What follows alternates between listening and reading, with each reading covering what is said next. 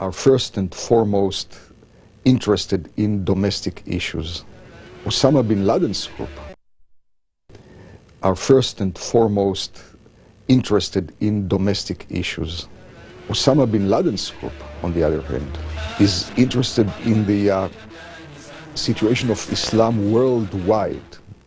Osama bin Laden views himself as the fighter for Islam against Western ways of life. While the conflict between Palestinians and Israelis and the unhealed wounds of the Gulf War may fuel Osama bin Laden and his followers, their hatred of America and anything not in line with their extreme religious views is far more fundamental. David Hawkins, CBS News, Tel Aviv. Beyond the Middle East, the scope and destruction of these terrorist attacks hit home like a dagger. Governments and peoples reacted with shock and sympathy, as we hear from CBS's Richard Roth. It began first thing this morning when a hijacked passenger jet smashed into one of the twin trade towers in New York.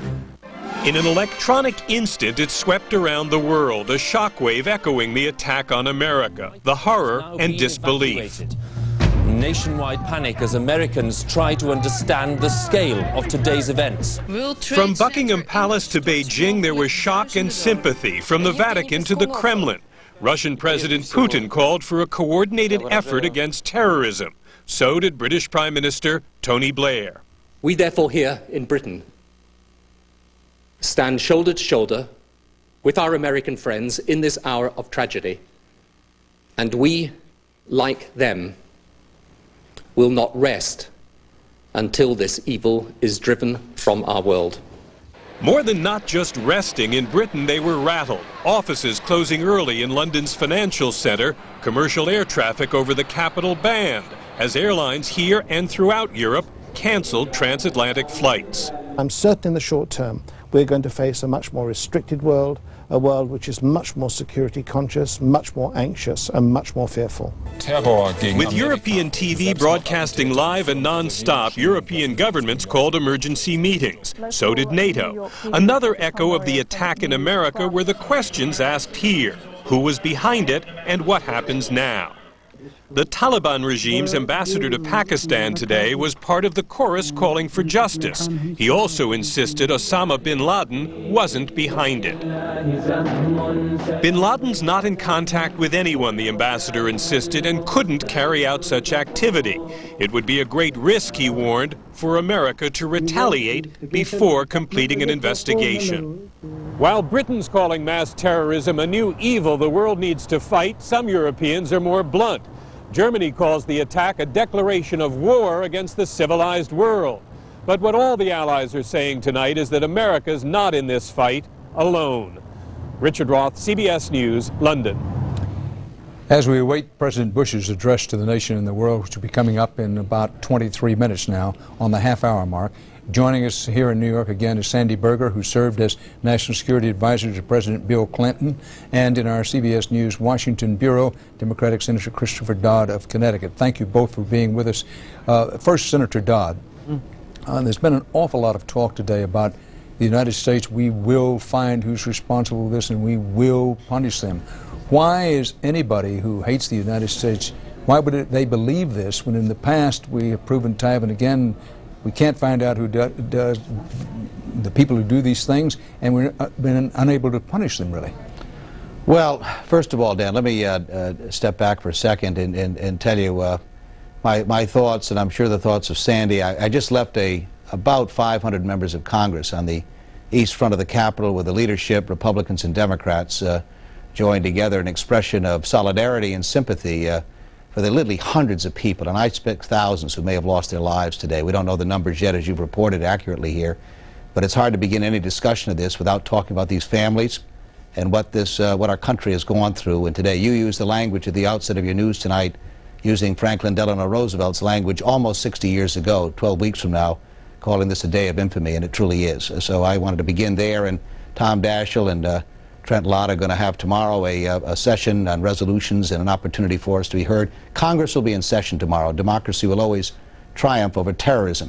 And I hope here that we'll first of all concentrate on the tragedy here at home, do what's been suggested by some of your earlier guests, and find out exactly who is responsible here, and I'm confident we can do that, and go a step further here. And I'll be interested in what Sandy has to say about this, but I think a new chapter's been turned here.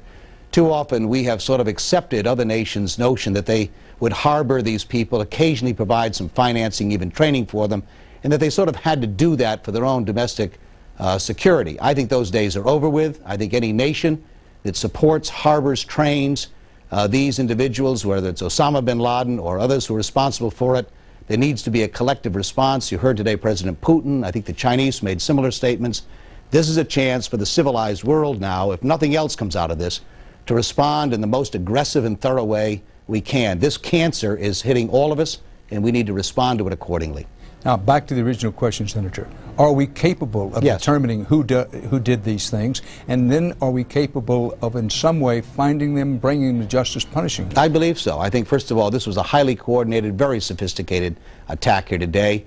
And I'm quite confident that the collective intelligence efforts of our allies, friends who have expressed support for us today, that we'll be able to determine that. We may not do it as quickly as some would like, and my hope would be that we'll do it smartly. It's very important that we know what we're talking about before we respond.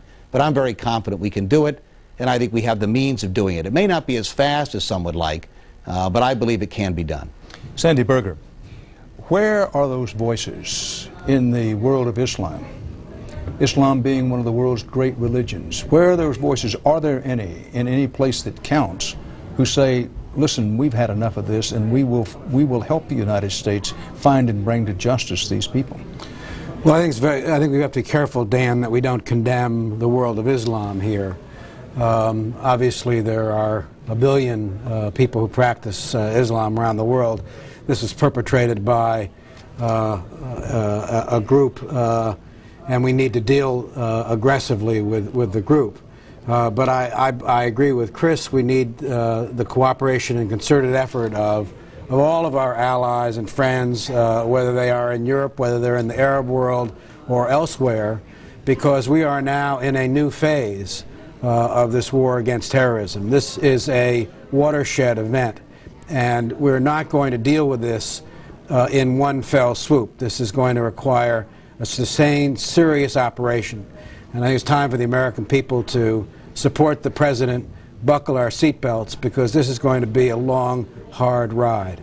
True or untrue that in the past when there have been terrorist acts, nothing on this scale has happened, but when there have been terrorist acts, many of our friends and, yes, allies in the Arab world and elsewhere have been afraid to help us respond beyond a certain point because of fear of instability in their own countries?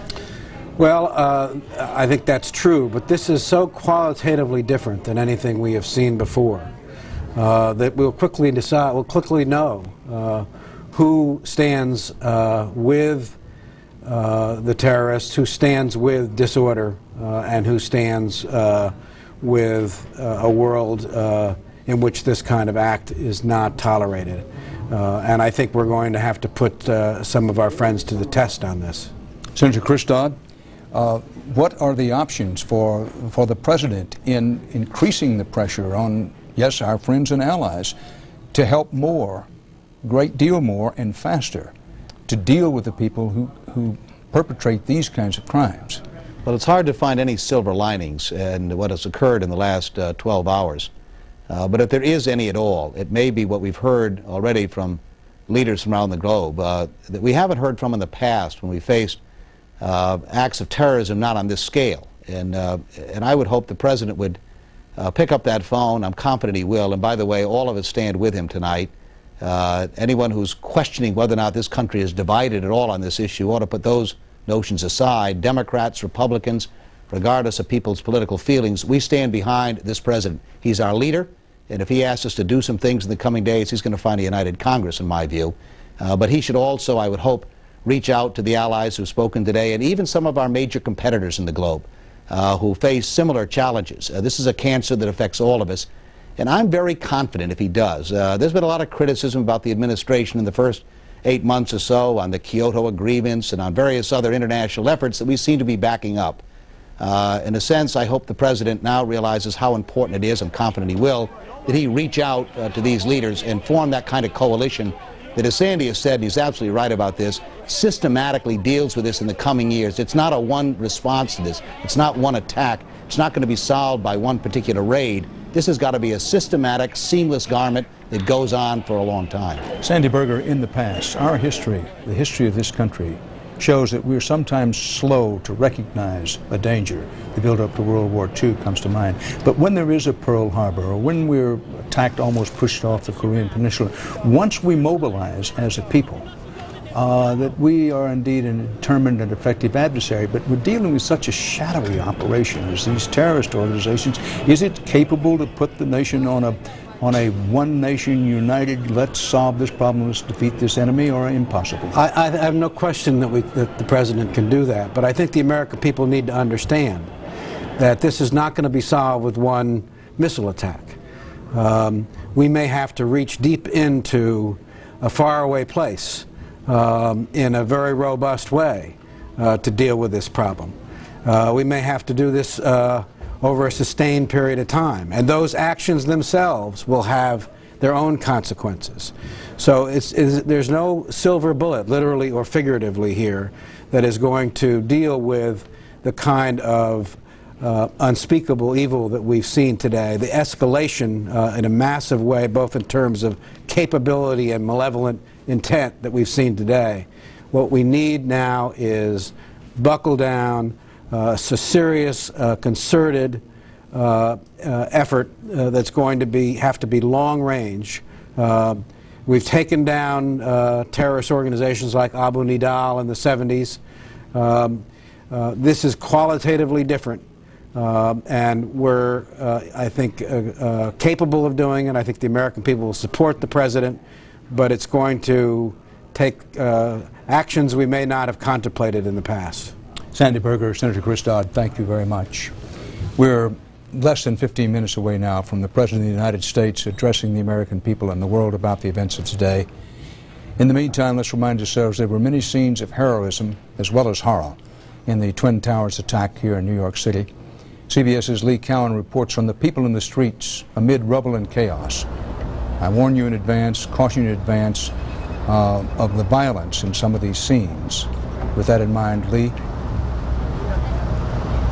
Well, Dan, I think anyone down here this morning will tell you that there simply wasn't any time to do anything. Wasn't time to think, wasn't time to breathe. Certainly there wasn't time to mourn. The only thing you could do is run, and if you could, help. For those inside the World Trade Center, it wasn't just hell on earth. For Bob Fox, it was hell 39 stories up. It was unbelievable.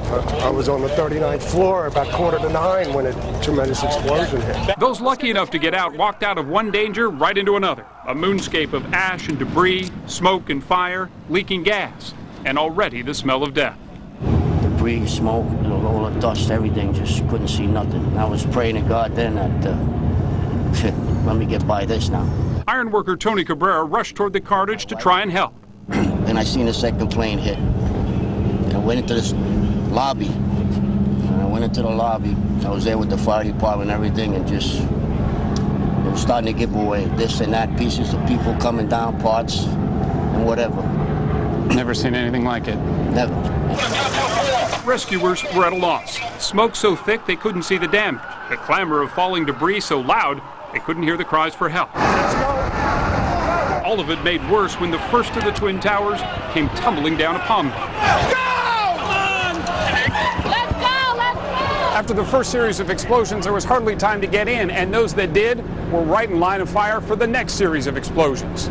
As the second tower collapsed, Val Coleman had a front row seat to disaster, watching it all unfold out of his apartment window just 5 blocks away. And a great blossom of flame, a huge red fireball, scared the hell out of me. Val Coleman was inside the World Trade Center just 15 minutes before the initial attack and remembers the last person he talked with. A very nice young man answered me very politely. I left, came back here, and boom, he's probably dead. And as he sat watching the building burn, Coleman could see tiny black specks near the top floors. They were people jumping off instead of being burned alive.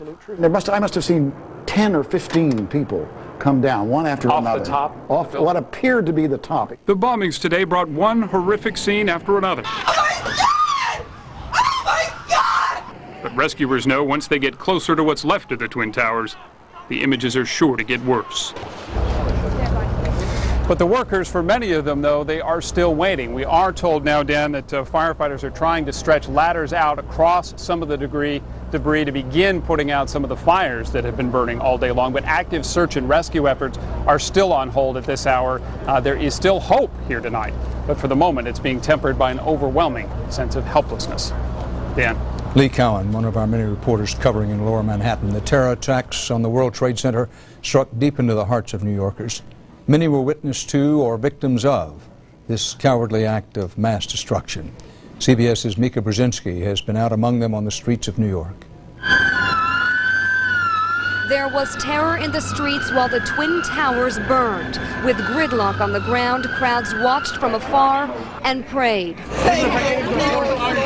You don't see people jumping from the windows like this. Police jumped into action, moving the crowds behind police lines, away from danger. Let's go! But not far enough. One after another, the towers fell to pieces, debris falling onto hundreds of onlookers. Somewhere behind the billow of smoke, an American icon had disappeared, transforming the New York skyline forever. On the sidelines, people watched and wept. Others, covered in soot and debris, Come on, can you stop off? Come on. counted their blessings. Even now, no one can guess the number of dead and wounded. Adding to the confusion, cell service was crippled, cutting the lifeline for families trying to locate loved ones. Only a few could get through. It's gonna be okay. Nearby schools evacuated so quickly parents had no idea where to go to find their children. Everywhere there was terror and confusion. Everybody, please start walking towards the east side. Finally, people simply walked away from Lower Manhattan. An eerie calm prevailed as police evacuated the area. Cell phone service for much of New York City is still somewhat crippled, though the situation is getting better. Several forms of transportation have been affected. Several subway lines are suspended indefinitely, and train service out of the city is limited. It will be no business as usual for school kids in New York City tomorrow. All New York City public schools are closed, at least for tomorrow. And the mayor of New York said earlier today, stay home and stay calm. At least try. Dan. Mika Brzezinski. The specter is being raised tonight of hundreds and perhaps thousands, that's a quote from one New York City official, hundreds, perhaps thousands of people being in effect buried alive by the avalanche of destruction which developed in the wake of the two planes hitting the World Trade Centers today. Keep in mind that some rescue workers, firemen and policemen early on the scene were believed to have been killed. They'd been unable to put out all the fires, much less get into the rubble and look for possible survivors in the rubble. That's the reality of this dark night in New York City. Now an eyewitness report from one of our own. Minutes after the initial attacks on the World Trade Center towers, CBS News correspondent Carol Maureen was on the scene, just in time for a frighteningly close encounter with catastrophe. As I'm making my way toward the Trade Center along the water line, thousands of people were walking towards me, streaming out, almost not talking, trying to get through on cell phones that didn't work. Some of them crying, all of them looking pretty agonized. All of a sudden I heard a roar and I saw one of the towers blow and then collapse and fill the horizon with smoke, and I yelled, "Oh my God!" And I saw from street level, as though it had exploded up, a giant rolling ball of flame, and the firefighters screamed, "Run!" And I turned to run, but I fell, and I felt someone scoop me up, tell me to throw my high heels off, and I was running in my stocking feet with him. And finally, as we ran and ran, he slammed me into a wall and covered my body with his. I could feel his heart beating against my backbone. And I think both of us were sure we were dead, because there was no way you could run fast enough and there was no way to avoid it. But somehow we escaped the flame, which was immediately followed by a storm of debris. We were breathing, it felt like giant particles of plaster, and there was smoke so that if you tried to put your hand out in front of you, you couldn't really see it. It was the thickest, most intense particle and smoke I've ever been in. And somewhere along the line, the firefighter handed me off to a New York police officer. The thing that struck me, though, was that I didn't see many wounded people in the street, which led me to believe, at least where I was by the Trade Center, they had never even gotten out of the building. I thought I was going to die. It is as close as I've ever come as a reporter to thinking I was going to die. Carol Marine of 60 Minutes 2, CBS News correspondent. The shock of this morning's attack on America wasn't just felt in the cities where the hijacked planes were crashed. It was also felt in the cities where those flights began. CBS's Wyatt Andrews is in Boston tonight.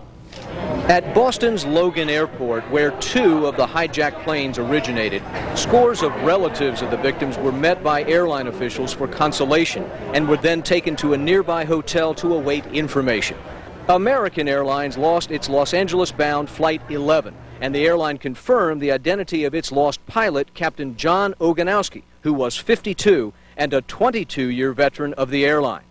Outside his home in Drake, Massachusetts, the captain's extended family gathered, including his wife and 3 daughters.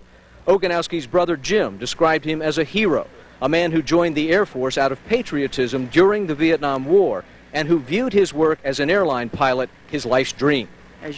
Our family is obviously grieving, as is the whole nation, for what has happened today. I personally, I think I'm in shock. I'm in some type of denial. Official information about how the flights were seized and how Logan's security might have been breached is still under investigation and is closely held. Airport officials stress that security inside Logan's terminals, as elsewhere across America, is the responsibility of the separate airlines and that the airport itself was secure. We've closed the airport to all arriving and all departing flights. We've increased our security measures. We've shut down all the construction sites within Logan Airport, both airside and landside. At the Oganowski home, official information is also apparently scarce. The pilot's brother Jim told reporters that the family had no information about what Captain Oganowski went through or whether there were any communications between the pilot and FAA controllers. Wyatt Andrews, CBS News, Drake, Massachusetts. Wyatt Andrews reporting from Boston. Dateline Philadelphia, Victor Saraceni of a Philadelphia suburb of Makefield Township is believed now to have been the pilot of the second plane to crash into the World Trade Center buildings. Also, Dateline Washington, it's now being said by the top Republican on the Senate Judiciary Committee, Senator Orrin Hatch, that there were some intercepts of some information that he says, quote, included people associated with bin Laden who acknowledged a couple of targets were hit. Hatch said this just a short while ago in an interview with Associated Press. He declined to be more specific. As the president's speech approaches, let's go back to Washington and CBS News Chief Washington correspondent Bob Schieffer. Bob? Well, let's go to John Roberts quickly instead. Quick check off the line of scrimmage here. John Roberts, now back at the White House, allowed on the White House grounds. We're just a few minutes from the president making this, which by acclamation would be by far the most important speech of his presidency. I would certainly say so, Dan, and this is also an enormous test for this new president. White House officials came out today and said that they would identify and bring to justice those responsible for these heinous acts, Dan, but with the scope and the enormity of this tragedy, I would imagine that just bringing them to justice is certainly not going to be enough for a lot of people. There will be a lot of people who are demanding swift, decisive, and punitive action against those responsible. We're told that in the president's address tonight, he will not even approach the issue of retaliation. He will offer words of resolve and reassurance, and he will express his condolences for the families of the victims of today's massive tragedies. And as you have said on and on throughout this day, Dan, we can't even begin to imagine how many people have died. Sources close to protecting the president say this was, in fact, just like Pearl Harbor, in that they had no indication that anything like this was afoot. There were no targets, if you will, that had come up on their very sensitive radar screen. And Dan, it would seem that the 2,400 and some odd people who died in Pearl Harbor may be eclipsed by today's tragedy. The president expected to speak from the Oval Office in just a few moments' time. John Roberts, live from the White House, and we'll be going back to the White House very shortly. There are no exact casualty figures. There are no figures even remotely exact from the World Trade Center bombings, or for that matter at the Pentagon. In the few seconds we have remaining before the president speaks, let's go now to Bob Schieffer in Washington. Bob? Well, Dan, the president will address a Congress and I think an audience of Americans. It will be a different group than he might have addressed last week. We had this incredible show of bipartisan support just a few minutes ago up on the Capitol steps, where you saw hundreds of members of Congress come together and say, we support the president. We are going to support the president to do whatever is necessary to find whoever did this and to see that they are punished. It's the sort of thing you almost never see except in times of crisis. And we saw again today what you always see in times of crisis with the American people and their representatives in Congress. They come together as one. I think the president will get a very good reception for whatever he says tonight. Bob Schieffer in Washington. President Bush is going to address the nation in about a minute. As we wait for that, search and rescue operations stretch into the night here in New York City, hours after terrorists slammed two hijacked commercial airliners into the World Trade Center on the lower part of Manhattan Island. The Twin Towers, where 40 to 50,000 people work on their average day, crumpled to the ground. The full extent of death and injuries unknown. A fire department union official said, firemen's union official said earlier this evening that there may be as many as 200 New York City firefighters may be among the dead. One reason for that is when the first building was hit, firefighters were rushed to the scene, and then of course very quickly the second building was hit, and then fairly quickly after that both buildings collapsed. A third building in the Trade Center complex collapsed this evening. A third hijacked plane, of course, was slammed into the seat of America's military might, the Pentagon, and estimated at least 100 dead and or injured there. A fourth jetliner possibly being diverted to Washington or Camp David, the president's retreat, went down in southwestern Pennsylvania. All told, at least 250 people were aboard the four crashed planes. The FAA grounded all civilian aircraft until at least noon tomorrow. The Wall Street markets will be closed tomorrow.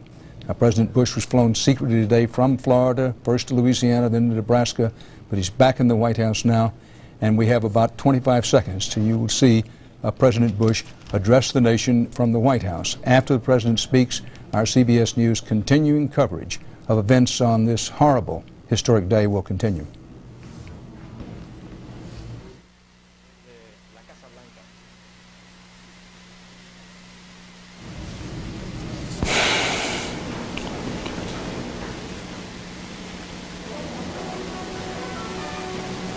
Good evening.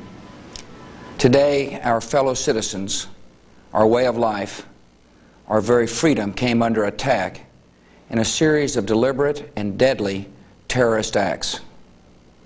The victims were in airplanes or in their offices, secretaries, businessmen and women, military and federal workers, moms and dads, friends and neighbors.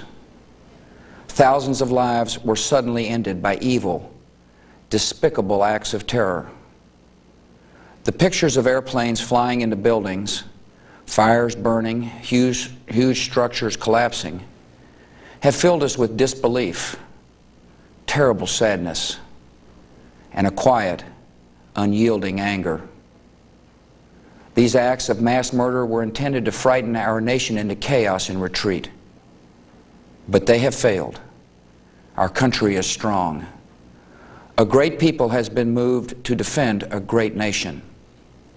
Terrorist attacks can shake the foundations of our biggest buildings, but they cannot touch the foundation of America.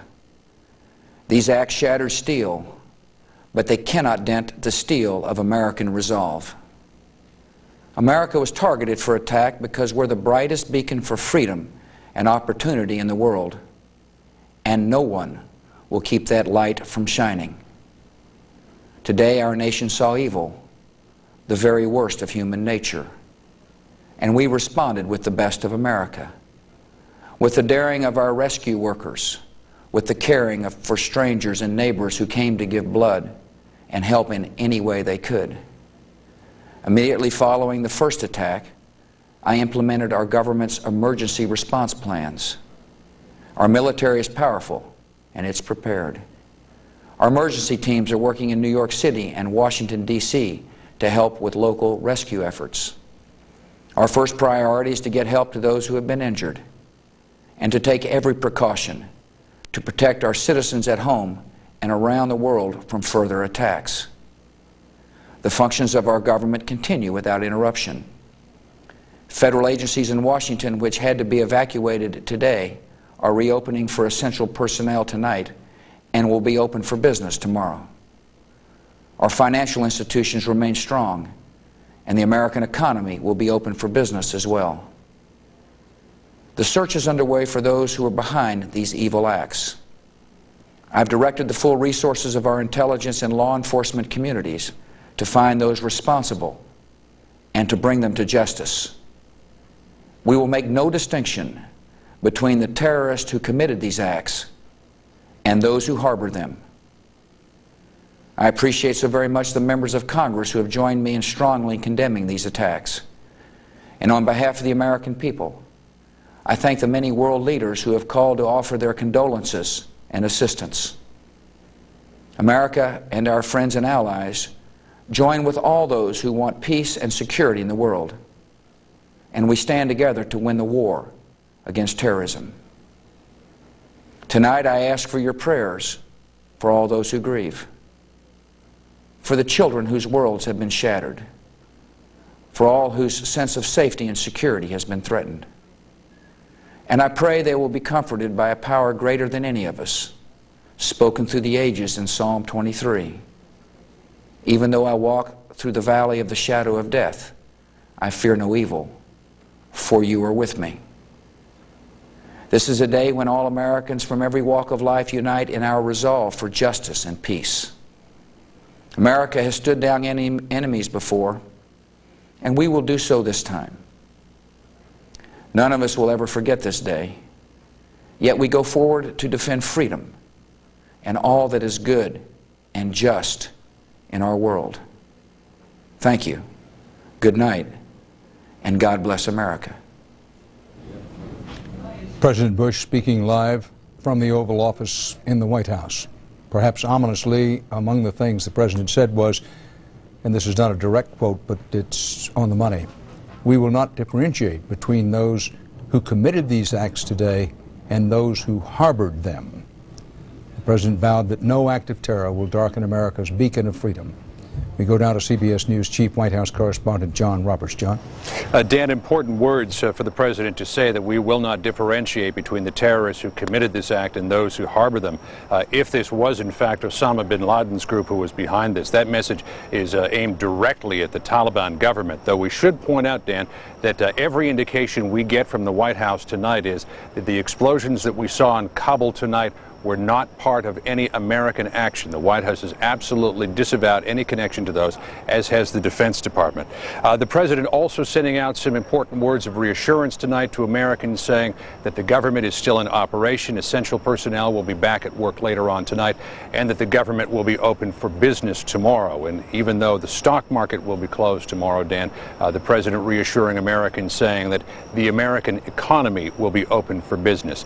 The big message here tonight that the President was trying to send out was the idea that they can hit us, but they can't knock us down. He said that we have stared enemies in the face before, we have stared them down, and we will do this again. So the President, Dan, tonight, using every ounce of resolve that he can muster to say the United States will recover from this enormous tragedy. Dan? John Roberts at the White House. Now, U.S. officials are starting to piece together the case of what happened today, and in some instances they're piecing together what they see as links to Osama bin Laden for being responsible for the worst terrorist attack in U.S. history. That Orrin Hatch, the top Republican on the Senate Judiciary Committee tonight, said They, meaning intelligence operations, they have an intercept of some information that included people associated with bin Laden who acknowledged a couple of targets were hit. That's a direct quote from Senator Hatch. He went on to say that law enforcement has data possibly linking one person on one of the 4 ill-fated flights to bin Laden's organization. Now, government and industry officials say at least one flight attendant and 2 passengers called from 3 of the planes as they were being forced down in New York and Washington, each describing similar circumstances. The callers indicated the hijackers were, at least in the beginning, armed with knives. This day's horrific events began with the familiar turbine whine of jet engines over New York. But this Boeing 767 was too low and not in the regular flight pattern. It was aimed straight for the massive twin towers of the World Trade Center. It hit it. CBS's Byron Pitts is on the scene tonight. Byron? Well, Dan, a few moments ago, a producer for 60 Minutes just walked back from the crime scene and said she counted only 4 floors left, 4 stories left of one of the 110-story towers. At this hour, rescue teams are still waiting, still hoping, still praying they will find survivors alive. Without exaggeration, Ground Zero looks like a battlefield. 8:48 a.m. Mayhem in Manhattan. We saw a plane coming very low, and everyone said, wow, that plane is very, very low. Come on, guys, keep moving. I was walking to work, and all of a sudden, I see a jet crash into the first tower. An American Airlines flight loaded with 92 people crashes head-on into the North Tower of the World Trade Center. And then we heard the crash. We ran to the window. Into the building. It went into the Trade Center. We hit the Trade Center. We saw the shrapnel fall, and then we said, "Get out!" And minutes later, oh, there's another one. Another plane just hit. Right. Oh my God! Another plane has just hit. I heard a roar, and I looked around thinking that it had to be a helicopter, and I looked up and I saw the second plane hit. A second commercial plane, a United Airlines jet, also hijacked, carrying 65 people, plows into the South Tower. First one we thought was an accident. When we heard there was a second one, we definitely thought it was terrorism. On the ground, witnesses could not believe their eyes. 70 stories up with the building burning, reason gave way to desperation. New York's bravest never had a chance. We really never even got to that close to the building. An explosion blew and it knocked everybody over. Less than an hour later, the South Tower came crumbling down. It collapsed. The top floors collapsed down. I saw it blow and then ran like hell. Thank God. I'm 69, but I can still run. But it was far from over. Tower 2 collapsed into Tower 1. Within minutes after that, we were ordered out. When the dust settled, signs of life started to emerge. Chaos. It's just chaos out here. It really is. So the Twin Towers fall. It's amazing. It's crazy. I can't believe this shit is happening. I really can't. It's nightmares. Armageddon right here. This was the worst act of terrorism on U.S. soil, but not the first attack on the World Trade Center. 8 years ago, terrorists set off bombs in the basement in an effort to take down the 2 towers. They failed. Today, mission accomplished. I tell you what, it's a sad day for America. It really is.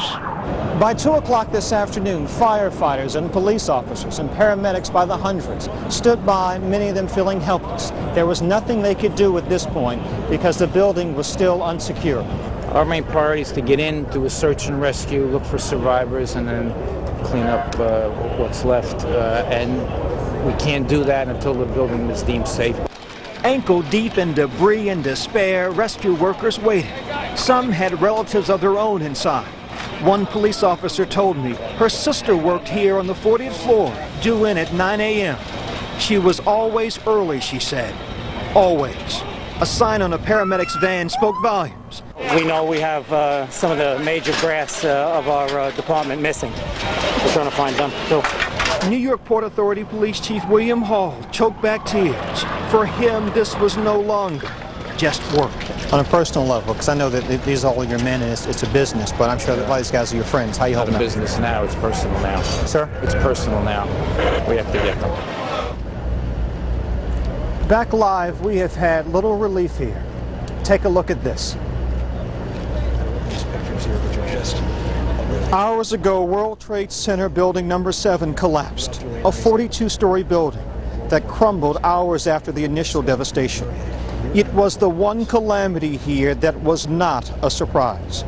Police had evacuated the area earlier, fearful building number 7 would indeed fall down. Minutes after the second tower collapsed, we met a firefighter named Tim McGee, a New York City firefighter. He was covered in soot from the top of his helmet to the bottom of his feet. He was crying. He told me that he had lost all of his men when the building collapsed. He asked us to reach his wife, Maria, tell her that he was okay, that he had survived. Quote, tell her, I love her. Dan. Byron Pitts in Lower Manhattan. Mind you that the World Trade Center complex has 7 buildings. So the Twin Towers went down, they're the big ones, but then the 47-story World Trade Center building number 7 collapsed. That was near the end of Byron Pitts' report. Now, building 5 in the World Trade Center complex was for many hours today described as on the brink of collapse. The state of that building at this hour is uncertain. It was long ago evacuated completely. Now about today's other terror strike at the seat and symbol of U.S. military might, the U.S. Defense Department, the Pentagon, first opened in 1943, never before directly attacked. There were 64 people aboard American Flight 77, the jetliner hijackers used to ram into the Pentagon. CBS's David Martin reports the deadly impact there. David? Dan, fires are still burning, but Pentagon officials say the flames are under control and the Pentagon will be open for business tomorrow. But Defense Secretary Rumsfeld had a grim warning that casualties will be high. People have been lifted out and taken away in ambulances, and the numbers will be calculated, and it will not be a few. The first attack ever on the Pentagon occurred at 9:38 a.m. Eastern Time. Clipped this pole over here, hit another pole and slammed right into the building. Huge explosion, and then utter pandemonium, as you might imagine. I mean, everybody was screaming, oh my God. A hijacked American Airlines jet, which had just taken off from Dulles Airport, flew right up the main highway leading north into Washington and straight into the citadel of American military power. There was no doubt about it. It was American Airlines slammed right into the building, and there was no doubt about it. Whoever was piloting that plane was aiming for the Pentagon. Fearful that, like the World Trade Center, a second airliner was on its way, most of the building's 23,000 workers fled. Plane's coming in. Come on. Let's go. Let's go. We're not playing around here. Let's go. F-16 fighters circled overhead looking for a second attack, but the damage had already been done. The plane had drilled a hole about a third of the way through the world's largest office building.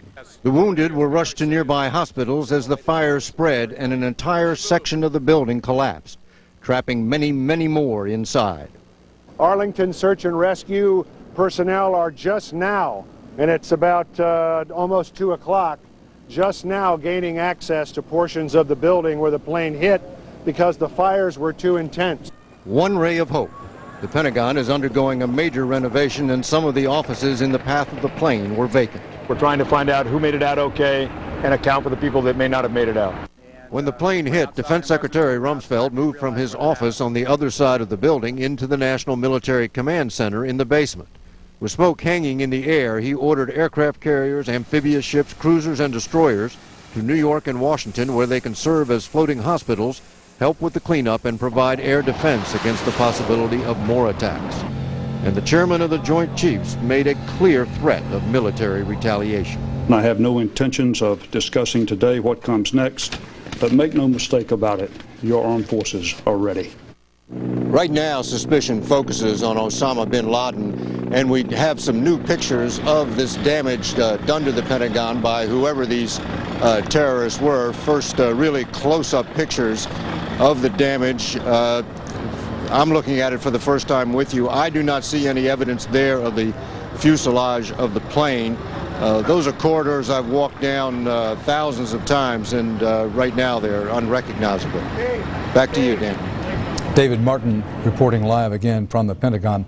New York City Mayor Rudolph Giuliani has confirmed that some of the first police officers and firefighters on the scene were killed. And the mayor added that in general, quote, the number of casualties will be more than most of us can bear. Mike Carter, vice president of the Firefighters Union here in New York City, estimates that half of the 400 firefighters who first reached the scene may, I underline that word, may be dead. I quote Mike Carter of the Firefighters Union, "We have entire companies that are just missing. We lost chiefs. We're going to have to bury a lot of people," Carter said. Roman Catholic Church Cardinal Edward Egan, who administered last rites to dozens of victims, said that the firefighters and police were, quote, dead in great numbers, quote unquote, the Cardinal. Police Department and union sources, speaking on condition of anonymity, said that 78 police officers were missing. However, Assistant Chief Tom Fahey said the number of known missing among police officers is not that high. The emergency medical service worker, Luis Garcia, said initial reports indicated that bodies were buried beneath the 2 feet at least, of soot on streets around the Trade Center. And Garcia said a lot of vehicles are running over bodies because bodies are all over the place. Garcia is a 15-year veteran who had 2 people die in his ambulance on the way to the hospital. That gives you some of the mood, the atmosphere, and some of the facts and eyewitness reports that surround us here in New York City tonight. Now, to punish those behind today's attacks, the U.S. must first and foremost determine who there are.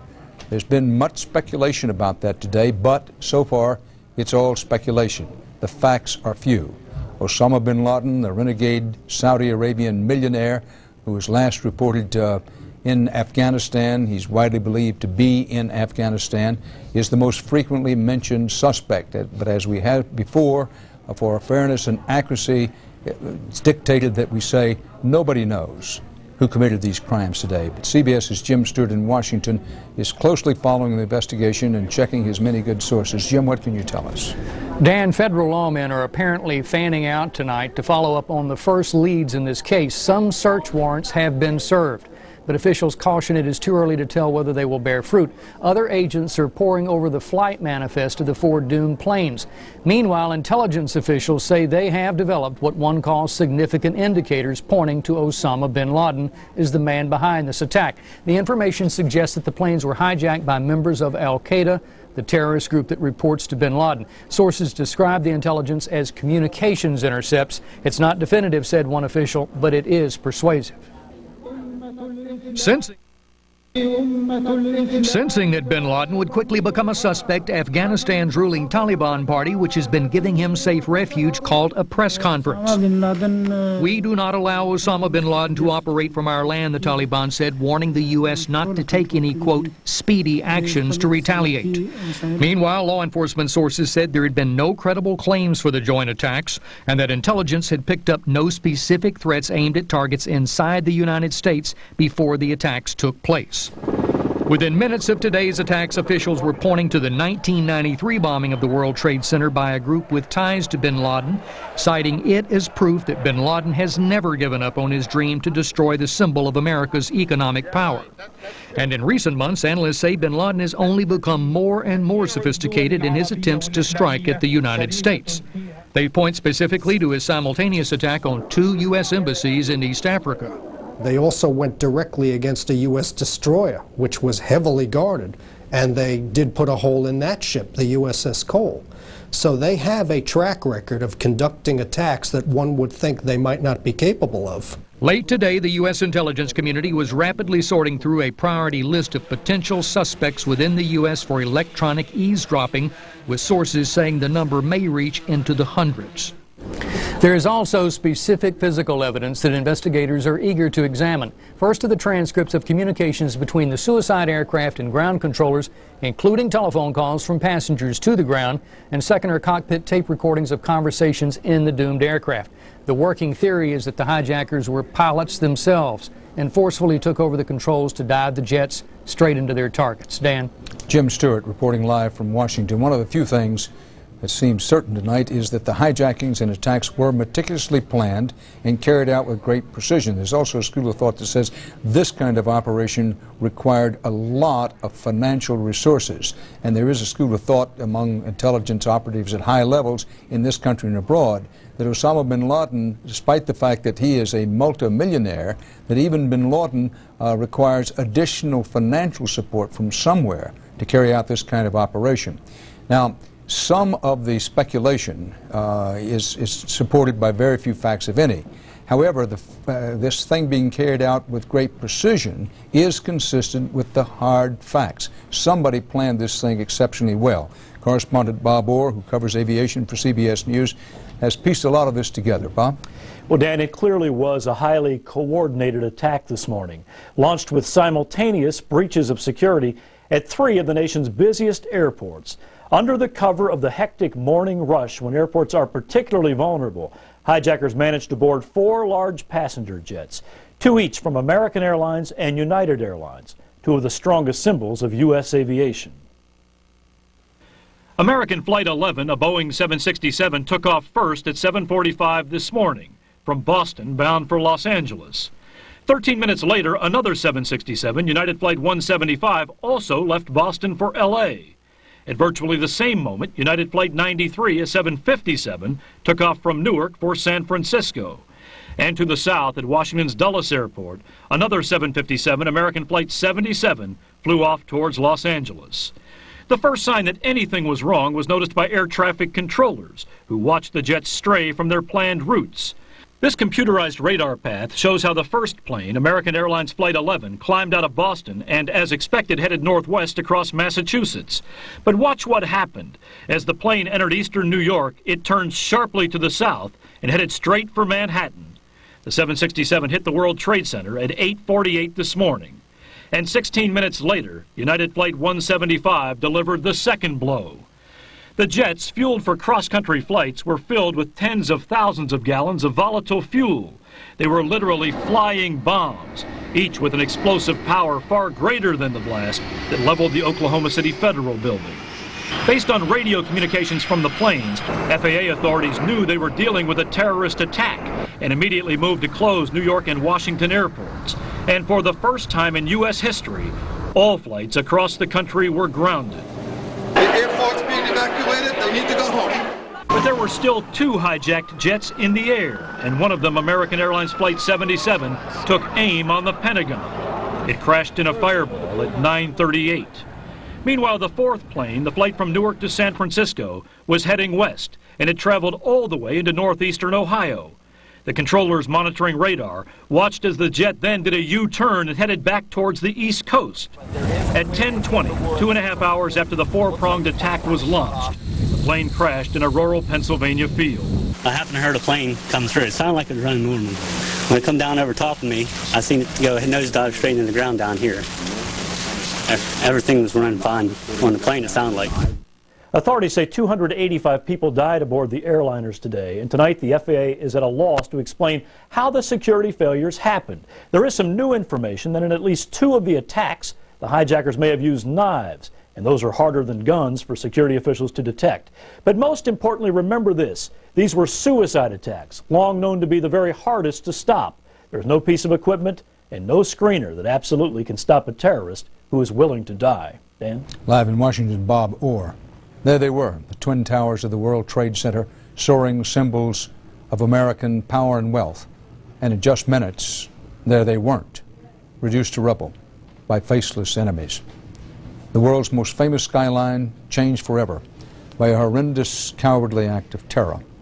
CBS's Richard Schlesinger has more about the impact of an image that will last forever. Another one. It is difficult to overestimate the power of these images. Oh my God. Difficult to put into words what today's attacks have done to the nation.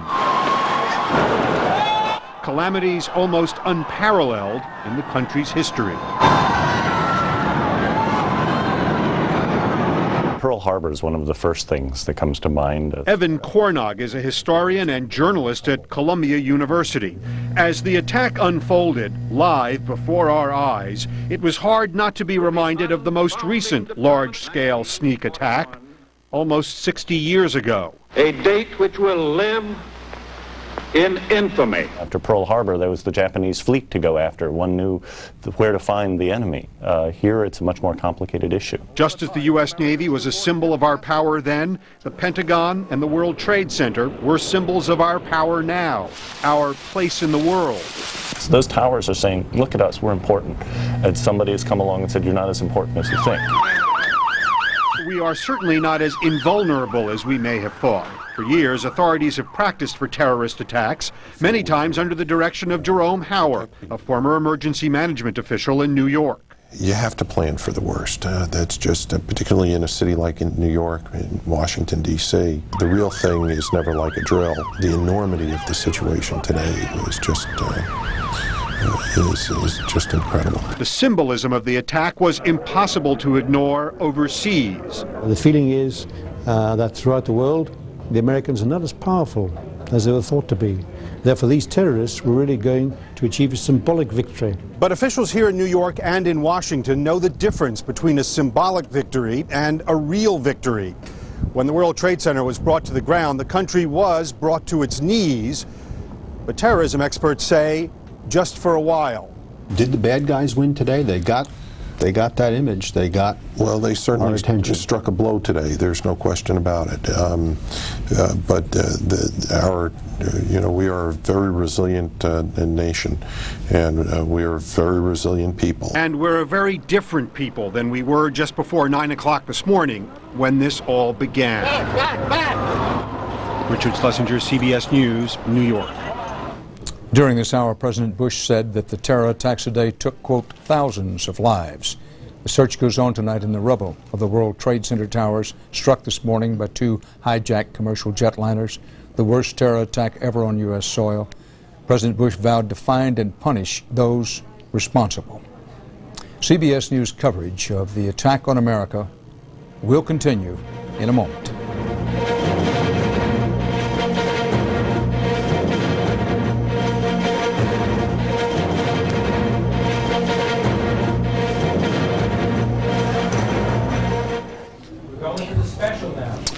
Back now at CBS News World Headquarters in New York, our live continuing coverage of the events of this horrible, historic day. Let's talk now about terrorism and about those who see violence against innocent civilians as a legitimate means, in their view, to achieve their ends. Judith Miller is a veteran reporter from the New York Times, an expert on the Middle East in general, widely traveled in the region, and an expert on Osama bin Laden in particular. Judith Miller, thank you for being with us. Preliminary evidence, we are told, points at bin Laden's networks. What is that evidence? Well, unfortunately, we've had some sort of foul up here, and we hope to get to the interview with Judith Miller shortly. In the meantime, let's go to Lower Manhattan and Scott Pelley. Dan, there are estimates being released tonight by the New York City Firefighters Union of as many as 200 firefighters killed today. The New York City Police Union says there may be as many as 87 police officers who are missing. Those are estimates, of course. The numbers will change, but it does give you a sense of the magnitude of what has been happening here. We spent virtually the entire day near the seat of the disaster with those who were called upon to risk their lives to save others. On some of the highest floors, the inferno and the smoke fueled a panic that led some to the windows, where they were either blown out or chose to fall. I've seen at least 12 people either jump or they had no choice. I don't know if it was by force. They didn't want to get burned or they didn't want to blow up, but they just jumped. And just look at them flying out the buildings like they're paper. For New Yorkers who witnessed the catastrophe, there was no doubt for an instant that it was terrorism. It was too nice a day for that to be an accident. We're just talking amongst ourselves. You knew the plane hadn't gotten lost? Not a day like today, first thing. It's a beautiful day. How does a plane hit a building on a beautiful day like that? Firefighters working at the center of the attack describe a scene of overwhelming devastation. Pieces of bodies in the streets and in the rubble. Rescuers climbed the girders of the shattered building searching for any sign of life, but there were precious few. Many firefighters and officers were wounded or killed when the first responders were caught in the collapse of the towers. One police officer told us no one has ever seen anything like this unless they were in Dresden in World War II. Horrible, horrible. The whole building just collapsed on us inside the lobby. 1 block from the base of the World Trade Center tower, the inferno burned 4 hours after the attack. Police cars, the first to respond, were incinerated by the collapse of the second tower. Many firefighters and officers were wounded in the collapse, perhaps killed. No one can say how many. No idea how many people, cops are dead. We have many people hurt. What about the casualties? What have you seen? Uncountable. Let's go, let's go. Courageous firefighters responded from all over New York City, called from off-duty, called from vacation. Renee Davila was the first EMS supervisor at the scene. I was there, and I saw the building collapse. We all started running. And I ended up inside the Hilton somewhere. I was like trapped. I don't know where I was. I couldn't find my way out with all the smoke and the debris in there. I finally just closed the door behind me and covered it so no more smoke and debris would come in. And what I did was I called my wife. I told her I love her. Go again. Another one. Hours after the attack, many smaller explosions rumbled through downtown. Firemen, paramedics, and police officers walked out of the carnage in shock and disbelief. It was unbelievable in there. This guy's still trapped. We couldn't get to him. Anybody want to volunteer? Many New Yorkers rushed downtown to volunteer. These construction workers were from Ironworkers Local 40. What's the job in there? Whatever it is, to save somebody, one person saved is a life saved. Through the day, an inferno raged in World Trade Center Building Number 7, another massive office tower. Firefighters feared that it would collapse, and a little more than 8 hours after the attack, the abandoned building fell. 47 stories in the street. This is what's left of the carefully organized files and lives that were the World Trade Center. Bits of paper blasted into the street, construction dust 1 inch or 2 inches deep everywhere you look. What's eerie about this place now, several hours after the initial disaster, is just how quiet it is. You don't hear any ambulances racing away from the World Trade Center anymore. I saw many injuries. Hundreds, thousands. My eyesight did not see hundreds and thousands. I know that my heart and my brain tells me they were hundreds. We spoke to some firefighters earlier today near the scene of the World Trade Center towers. They told us that they were under the towers when they began to fall, and as they looked up and saw the buildings coming down on top of them, they glanced over their shoulders and saw the entrance to a subway station. They threw themselves down the stairs of the subway. The building collapsed. These firefighters told us they dug themselves out of the subway and went back to work. We talked to those firefighters at the base of World Trade Center Building Number 7. We left them there 1 hour before that building collapsed. We don't know whether they escaped a second time. Dan? Scott Pelley, we know that building number 5 in the World Trade Center complex had the 2 twin towers. They're gone. Building number 7 is gone. But building number 5 was reported hours ago as teetering on the brink of collapse. Any late word on that building, which in most cities would be the tallest building in town? Dan, that building was thoroughly involved in fire when we were down there a couple of hours ago. Firefighters have been virtually helpless to try to drive these fires back because of the magnitude of what is happening, the glass that is continually falling on top of them in the street. We don't know the disposition of World Trade Center building number 5 at this hour, but much of it was blown away. It is difficult to imagine how it could ever survive. It will probably have to be razed at some point. Scott Pelley live on the lower tip of Manhattan. There are indications that many, many people were literally buried alive in the collapse of the buildings today. Some people are still believed to be alive in the rubble, but rescue workers, firefighters, police, and others for a long period of time could not get anywhere near them to determine how many people might still be alive. As of about 7 o'clock New York time tonight, rescue workers were beginning to go into the very heart of the destruction, and by, say, dawn tomorrow, perhaps before, we'll have some reports on whether they found anybody alive in the rubble. Now, we want to give you a moment-by-moment look at how the attack on America unfolded, and correspondent Russ Mitchell gives us that.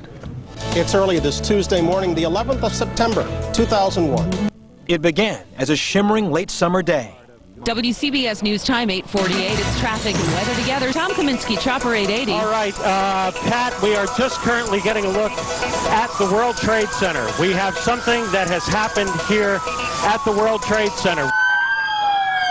And within half an hour, became America's second Pearl Harbor. Freedom itself was attacked this morning by a faceless coward, and freedom will be defended. By now, you've seen the pictures. But it's been a long, agonizing, and confusing 12 hours. Oh, it was chaos. It's something out of a movie.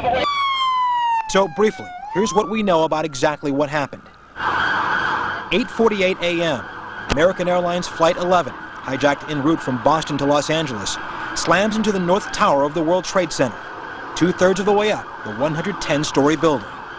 We had seen a fireball, and I can tell you it appears as though something has gone into the World Trade Center. 20 minutes later, at 9:08 a.m., a United Airlines flight, number 175, also from Boston to Los Angeles, tips its wings and crashes into the South Tower. Oh my God!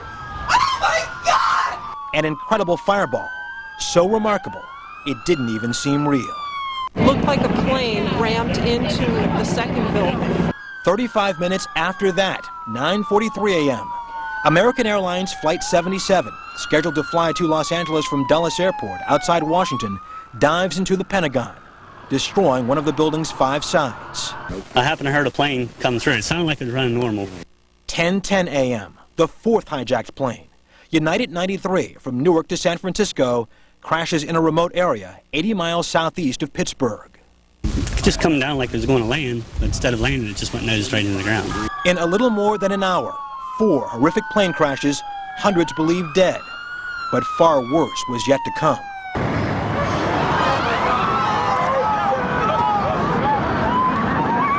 At 10:05 a.m., the South Tower of the World Trade Center, possibly weakened beyond hope by the plane's impact, collapses.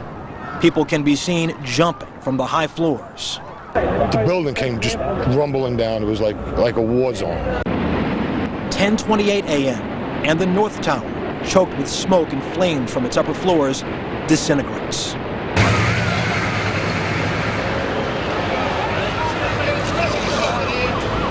Smoke and ash from the destruction combined to make parts of New York City look like ancient Pompeii after the eruption of Mount Vesuvius. Rescue firemen were coated with thick white dust. This is terrible. We lost tons of guys. We lost tons of guys. Cars were under blankets of ash. Rescuers were just happy to be alive.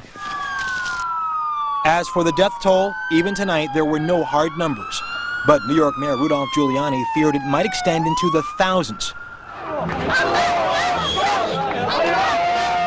Half a world away, there was a far different reaction. Gunmen appearing to applaud today's terrorism. But Palestine Liberation Organization leader Yasser Arafat did not join in. We are completely shocked. Completely shocked. In Afghanistan, a spokesman for the ruling Taliban, who provides sanctuary for terrorist leader Osama bin Laden, said he could not have been behind the attacks. Everybody out! Everybody out! Back home, it was as if war had been declared. Ordered that the full resources of the federal government go to help the victims and their families. President Bush spoke to the nation, first briefly in Florida, and later from a military base in Louisiana. The resolve of our great nation is being tested. But make no mistake, we will show the world that we will pass this test. God bless. Then, heading to another military base outside Omaha. The Air Force being evacuated, they need to go home. All international flights into the U.S. were diverted to Canada. The FAA stopped every single commercial airplane flight for the first time ever. And terrorism experts made it a point to remind everyone that tomorrow had been set as a sentencing date for an associate of Osama bin Laden for his role in the 1988 bombing of the American embassy in Tanzania. That sentencing had been set for a federal courthouse near the World Trade Center. As the day ended in New York City, another skyscraper in the World Trade Center complex crumbled. Building number 7, 47 stories high. And tonight, while smoke from the collapse of the Twin Towers still lingered over New York City, most who saw and survived this day still had trouble believing what they saw. The phrase you heard over and over again was, "It seemed just like a movie." Rush Mitchell. In Washington, the nerve center of the U.S. military sustained its own swift attack. David Martin, our national security correspondent, has details about what happened at the Pentagon and how the U.S. military might retaliate when retaliation is deemed appropriate. David? Dan, 12 hours after the attack, fires are still burning, although Pentagon officials say the flames are under control and the Pentagon will be open for business tomorrow. We now have new close-up pictures of the damage done by that plane, and Defense Secretary Rumsfeld had a grim warning that casualties will be high. Some people have been lifted out and taken away in ambulances, and the numbers will be calculated, and it will not be a few. The first attack ever on the Pentagon occurred at 9:38 a.m. Eastern Time. Clipped this pole over here, hit another pole and slammed right into the building. Huge explosion, and then utter pandemonium, as you might imagine. I mean, everybody was screaming, "Oh my God." A hijacked American Airlines jet, which had just taken off from Dulles Airport, flew right up the main highway leading north into Washington and straight into the citadel of American military power. There was no doubt about it. It was American Airlines slammed right into the building, and there was no doubt about it. Whoever was piloting that plane was aiming for the Pentagon. Fearful that, like the World Trade Center, a second airliner was on its way, most of the building's 23,000 workers fled. Plane's coming in. Come on. Let's go. Let's go. Come on. We're not playing around here. Let's go. F-16 fighters circled overhead looking for a second attack, but the damage had already been done. The plane had drilled a hole about a third of the way through the world's largest office building. The wounded were rushed to nearby hospitals as the fire spread and an entire section of the building collapsed, trapping many, many more inside. Arlington search and rescue personnel are just now, and it's about almost 2 o'clock, just now gaining access to portions of the building where the plane hit because the fires were too intense. One ray of hope. The Pentagon is undergoing a major renovation, and some of the offices in the path of the plane were vacant. We're trying to find out who made it out okay and account for the people that may not have made it out. When the plane hit, Defense Secretary Rumsfeld moved from his office on the other side of the building into the National Military Command Center in the basement.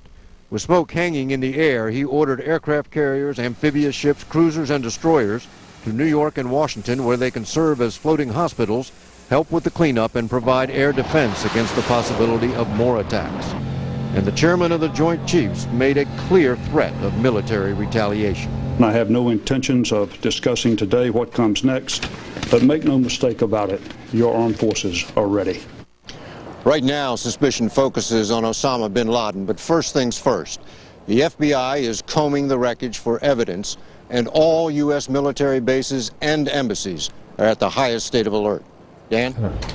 David Martin reporting again live from the Pentagon. President Bush today called it, quote, a national tragedy, and the president vowed to, quote, hunt down and punish those responsible for the attacks. And there are already indications of who, or at least some of the who may have been behind them. More on that, we turn to Jim Stewart in Washington. Jim? Dan, it didn't take long, and it's unclear whether it will lead to anything, but federal investigators are on the move tonight, serving search warrants and questioning potential accomplices to these attacks. Sources say the first concrete tips were picked up from a study of the flight manifest aboard the doomed aircraft. At least one search, we're being told, is in the Miami area.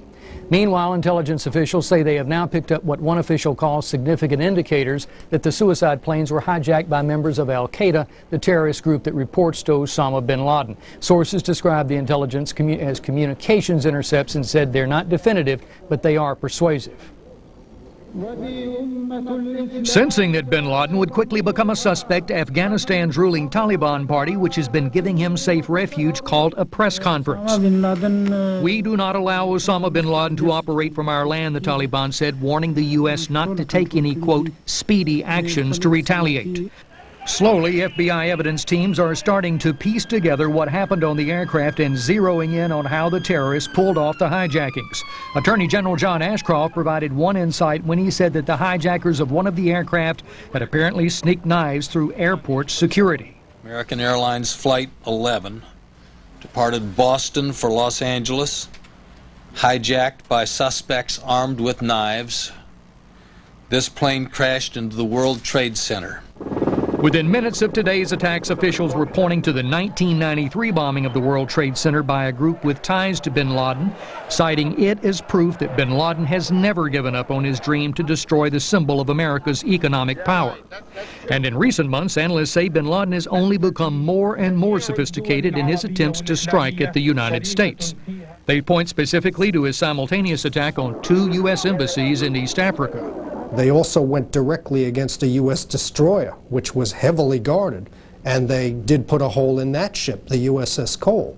So they have a track record of conducting attacks that one would think they might not be capable of. Late today, the U.S. intelligence community was rapidly sorting through a priority list of potential suspects within the U.S. for electronic eavesdropping, with sources saying the number may reach into the hundreds. Some of the very doomed passengers themselves may have provided authorities with their first valuable tips. In panic desperation, some of the passengers, including, we're told, the wife of U.S. Solicitor General Ted Olson, called from a cell phone to say their plane had been hijacked. Another passenger called from the restroom at the rear of another aircraft. One passenger, it has been suggested, provided detailed information about one of the hijackers. The working theory by lawmen so far is that the hijackers were pilots themselves and forcefully took over the controls to dive their jets straight into the targets. Dan. Jim Stewart, live in our Washington Bureau. Join us now again for perspective and context on this. Former U.S. National Security Advisor Sandy Berger, who was in fact the National Security Advisor for 8 years straight through. Sandy Berger, question. There was a time, my recollection, in the 1980s, possibly the late 1970s, when the United States put aboard aircraft skyjack protection specialists in civilian clothes. Now that was ended. Was any thought given while you were the National Security Advisor to reinstituting that for protection aboard airliners? Not as far as I know. We had, as you remember, Dan, a spate of hijackings during the 70s and 80s. The United States intensified its airport security and essentially has had a grip on that problem for the past 10 years. We've had very little of this activity. Past tense now. And one of the things that is so staggering about today is that in 4 separate instances, people were able to get aboard planes and circumvent the security system that has worked so well for 10 years. Sandy Berger, you said it earlier, and I want to emphasize it again now.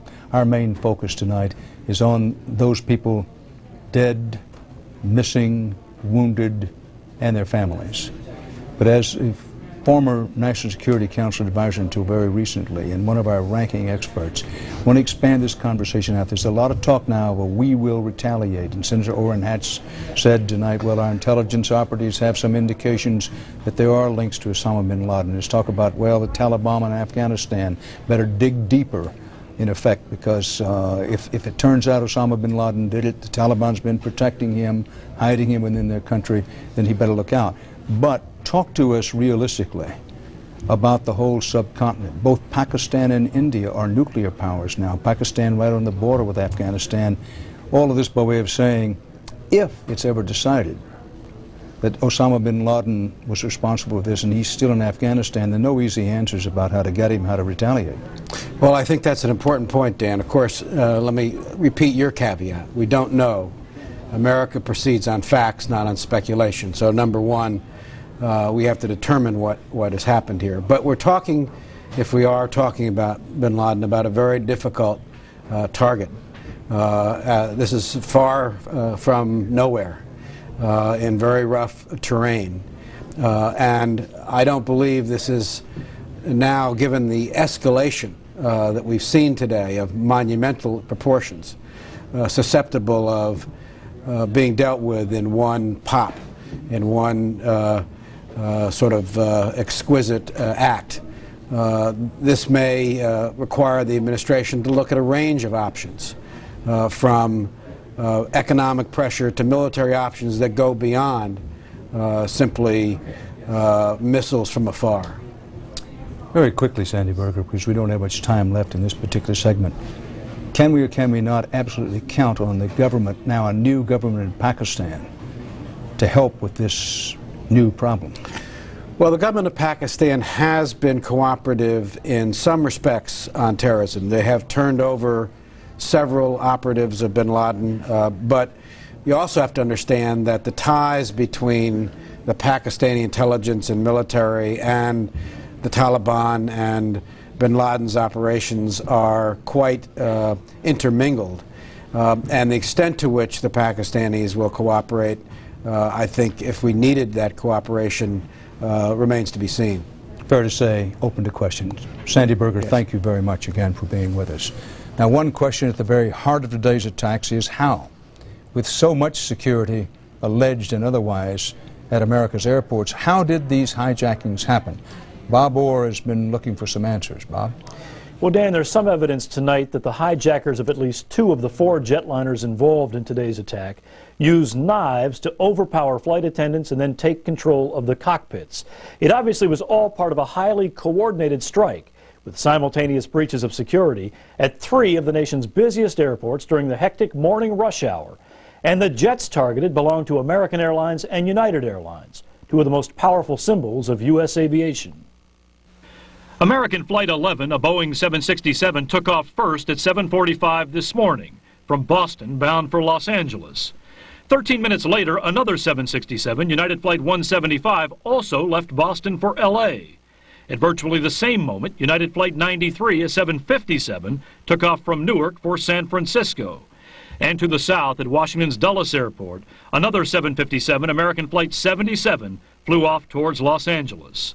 The first sign that anything was wrong was noticed by air traffic controllers, who watched the jets stray from their planned routes. This computerized radar path shows how the first plane, American Airlines Flight 11, climbed out of Boston and, as expected, headed northwest across Massachusetts. But watch what happened. As the plane entered eastern New York, it turned sharply to the south and headed straight for Manhattan. The 767 hit the World Trade Center at 8:48 this morning. And 16 minutes later, United Flight 175 delivered the second blow. The jets, fueled for cross-country flights, were filled with tens of thousands of gallons of volatile fuel. They were literally flying bombs, each with an explosive power far greater than the blast that leveled the Oklahoma City Federal Building. Based on radio communications from the planes, FAA authorities knew they were dealing with a terrorist attack and immediately moved to close New York and Washington airports. And for the first time in U.S. history, all flights across the country were grounded. The air force being evacuated, they need to go home. But there were still 2 hijacked jets in the air, and one of them, American Airlines Flight 77, took aim on the Pentagon. It crashed in a fireball at 9:38. Meanwhile, the 4th plane, the flight from Newark to San Francisco, was heading west, and it traveled all the way into northeastern Ohio. The controllers monitoring radar watched as the jet then did a U-turn and headed back towards the East Coast. At 10:20, 2.5 hours after the 4-pronged attack was launched, the plane crashed in a rural Pennsylvania field. I happened to hear the plane come through. It sounded like it was running normal. When it come down over top of me, I seen it go nosedive straight into the ground down here. Everything was running fine on the plane, it sounded like. Authorities now say tonight 285 people, it seems, died aboard the airliners. And tonight, all flights remain grounded all across the country. Now, the FAA officials say they may reopen the national airspace tomorrow afternoon, but then again, they may not. In any case, when the flights do resume, we're told we'll see an unprecedented level of security for U.S. aviation. But even then, it will not be an aviation system that's very well equipped to prevent suicide attacks. Dan? Bob Orr live in Washington. 285 now, the number of people aboard the hijacked planes and presumed dead. Dateline Tokyo, stocks in Tokyo plunged early Wednesday morning. Traders dumped shares, at least partially, if not mostly, in reaction to the terrorist attacks. And Dateline New York City at this hour, a story that will make your spine tingle and the hair raise up on the back of your neck. Authorities say a Munhall, Pennsylvania woman called 911 shortly before 8 p.m. tonight, New York time, saying her brother was, quote, still trapped under 40 feet of rubble near the Forward Hotel in Manhattan. That's in the area where the World Trade Center's buildings collapsed. The 911 coordinator says the victim told his sister he was still trapped under the World Trade Center wreckage. He gave specific directions to where he was located and said he was there with 2 New York City police sergeants and was calling for help. They declined to release the name of the woman, and authorities in New York said they are aware of this report of survivors. Can they get to them in the rubble where they are buried? And if so, can they get to them soon enough? A reminder, you are watching continuing CBS News coverage of the attack on America. Now, we'll be back after a little bit. We give you that break for our stations up and down the line, and we'll give another break shortly on. During this minute, let us say to you that we know that there are 285 people aboard the hijacked planes. The belief is they are dead. The numbers of dead in the World Trade Center disaster area, unknown, and it may be unknown for days, although Mayor Rudolph Giuliani has said from mid-morning that we should be prepared for very large casualties. A union firefighters official said that perhaps as many as 200 firefighters may be dead, because many of them rushed to the scene immediately when the first plane cracked into the first World Trade Center building. And, well, his speculation was that as many as 200 may be dead. Unquestionably, some New York police and firefighters have lost their lives. We know not how many. At last report, dozens of New York City police officers were missing. Now, again, a reminder for our stations, you're watching continuing CBS News coverage of the attack on America.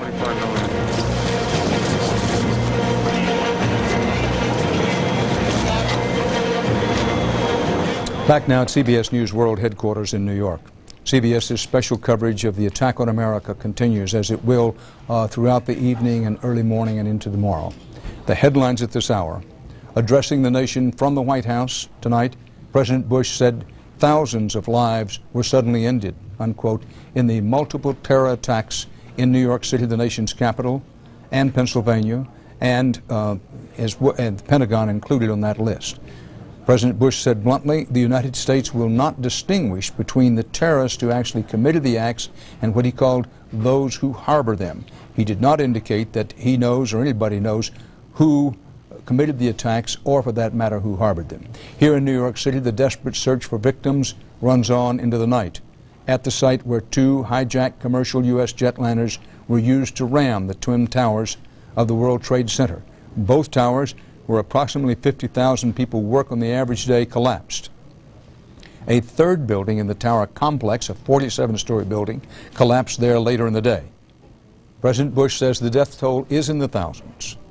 A third hijacked jetliner crashed into the Pentagon, and a fourth hijacked jetliner, possibly being diverted to the Washington area, came down in southwestern Pennsylvania, about 80 miles from Pittsburgh.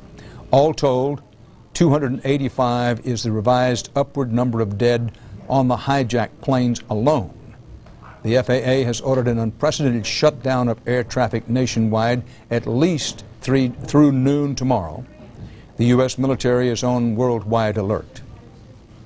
The nation's capital was stunned by the attacks. Government offices were closed and evacuated, but there is every effort being made to show now that the government is still up and running, as Bob Schieffer reports to us now. Bob? Dan, like the other public buildings here in Washington, the Capitol was shut down today, the workers were sent home, and the congressional leaders, in a security measure that has never been used before, were helicoptered away to a secure location. But tonight, in an incredible show of bipartisan resolve, hundreds of members of Congress gathered on the steps of the Capitol to say these acts of terrorism will not stand, the government will continue to operate, and Congress will continue to function, and that the two parties will come together to support the president. When American suffers, and when people perpetrate acts against this country, we as a Congress and as a government stand united, and we stand together. We will speak with one voice to condemn these attacks, to comfort the victims and their families, to commit our full support to the effort to bring those responsible to justice. It was a kind of thing seldom seen here, and in a touching close, they literally sang the praises of their country.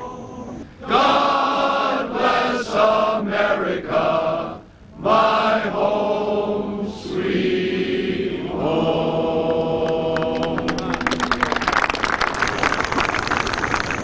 A very different scene than we saw at the Congress and at the Capitol last week. Tonight, Dan, all those arguments about who lost the surplus didn't seem very important anymore. This is a Congress now that is going to settle down to business. I think tomorrow you'll see them back in session, passing a very strong resolution of support of the president, determined to find who caused this and to see that there is appropriate punishment. Dan. Bob Schieffer reporting live from Washington with the White House in the background. Here tonight with his analysis and to help give us some context and perspective is the former U.S. Ambassador to the United Nations, a former Assistant Secretary of State of the United States of America, and one of the United States' most experienced diplomats both in Asia, Europe, and other places abroad, including Africa, Richard Holbrooke. Mr. Ambassador, thanks for being with us. You've thought about this today. What are the most important things for Americans to have in mind as we steady ourselves and prepare for the long trail back from this day of infamy? Well, after we get through recognizing the first fundamental thing, which is this terrible loss of life here in New York among policemen and firemen and citizens, and rallying, as so many people have said today, I think we have to look to the future. And on that point, Dan, let me emphasize the most important sentence in President Bush's speech, when he said we will make no distinction between those who committed the act and those who harbor those who committed it. That is the beginning of an essential change in the rules. Let us say, for sake of argument, that it was Osama bin Laden, as everyone thinks, although there's no proof at this point. If it was Osama bin Laden, then the Taliban, who have harbored him, must be regarded as equally responsible for what can only be described as an act of war against the mainland of the United States. And I think there will be consequences. Point number two.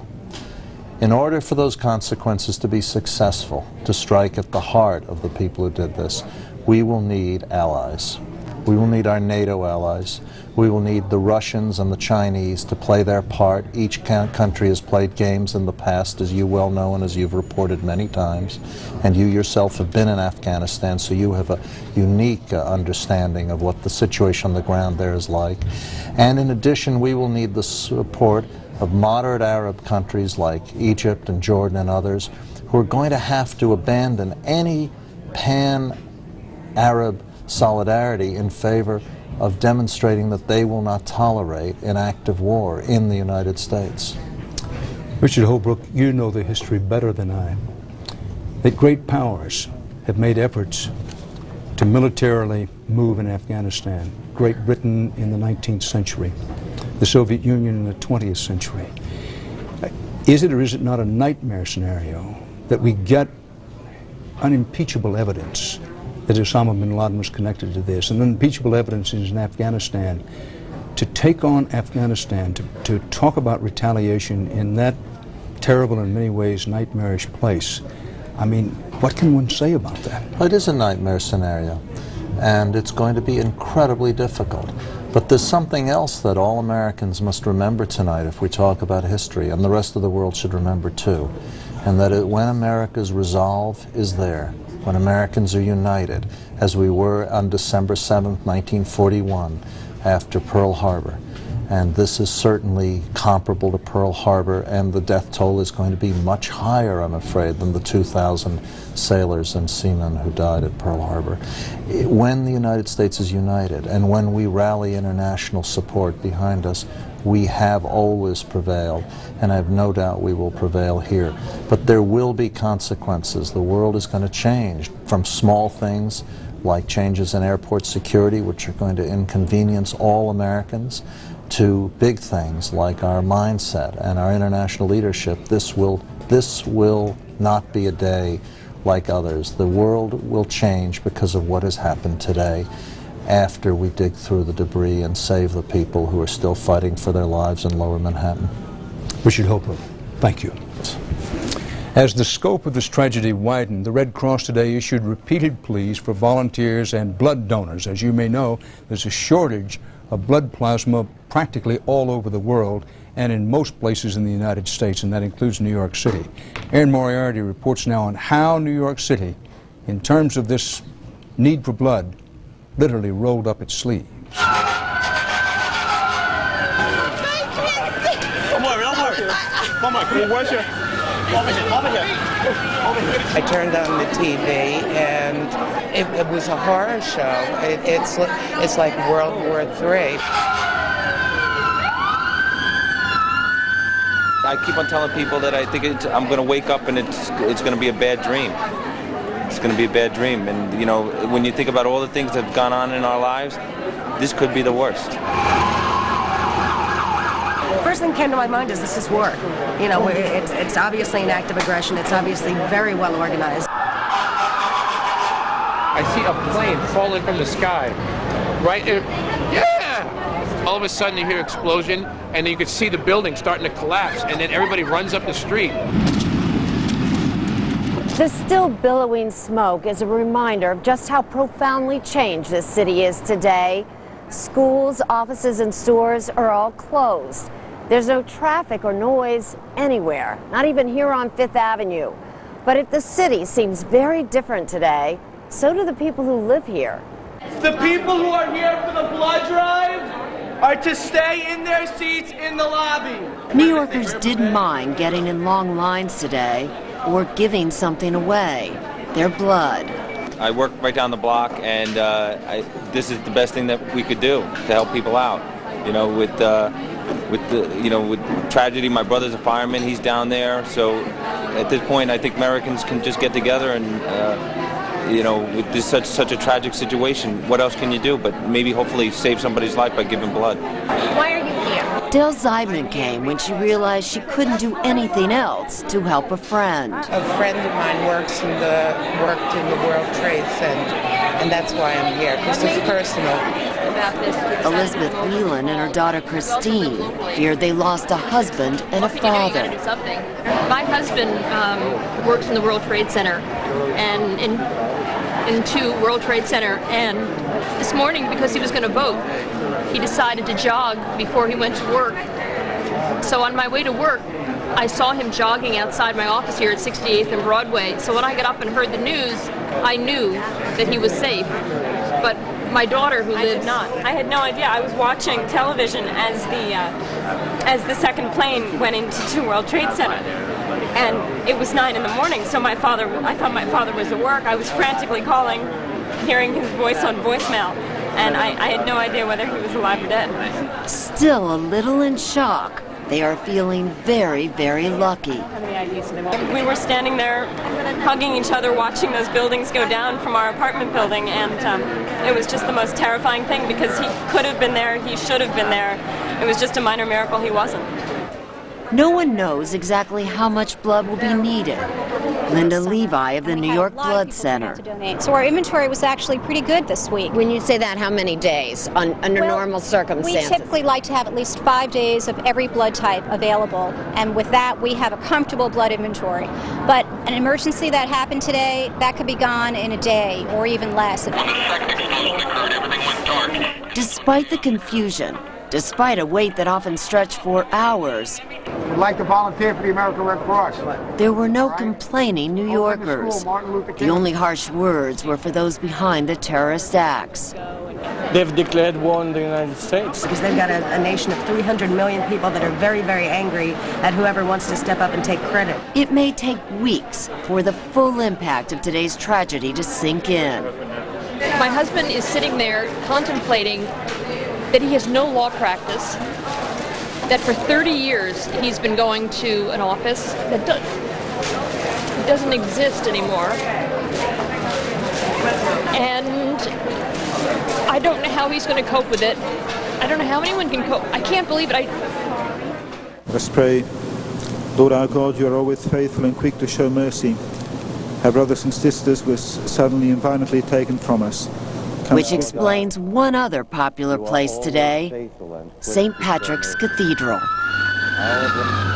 So many people went to the centers to donate blood that in some places the wait was 7 hours long, and for that reason the New York Blood Center is now asking only people with type O blood, either positive or negative, to go tomorrow. The rest of us should wait.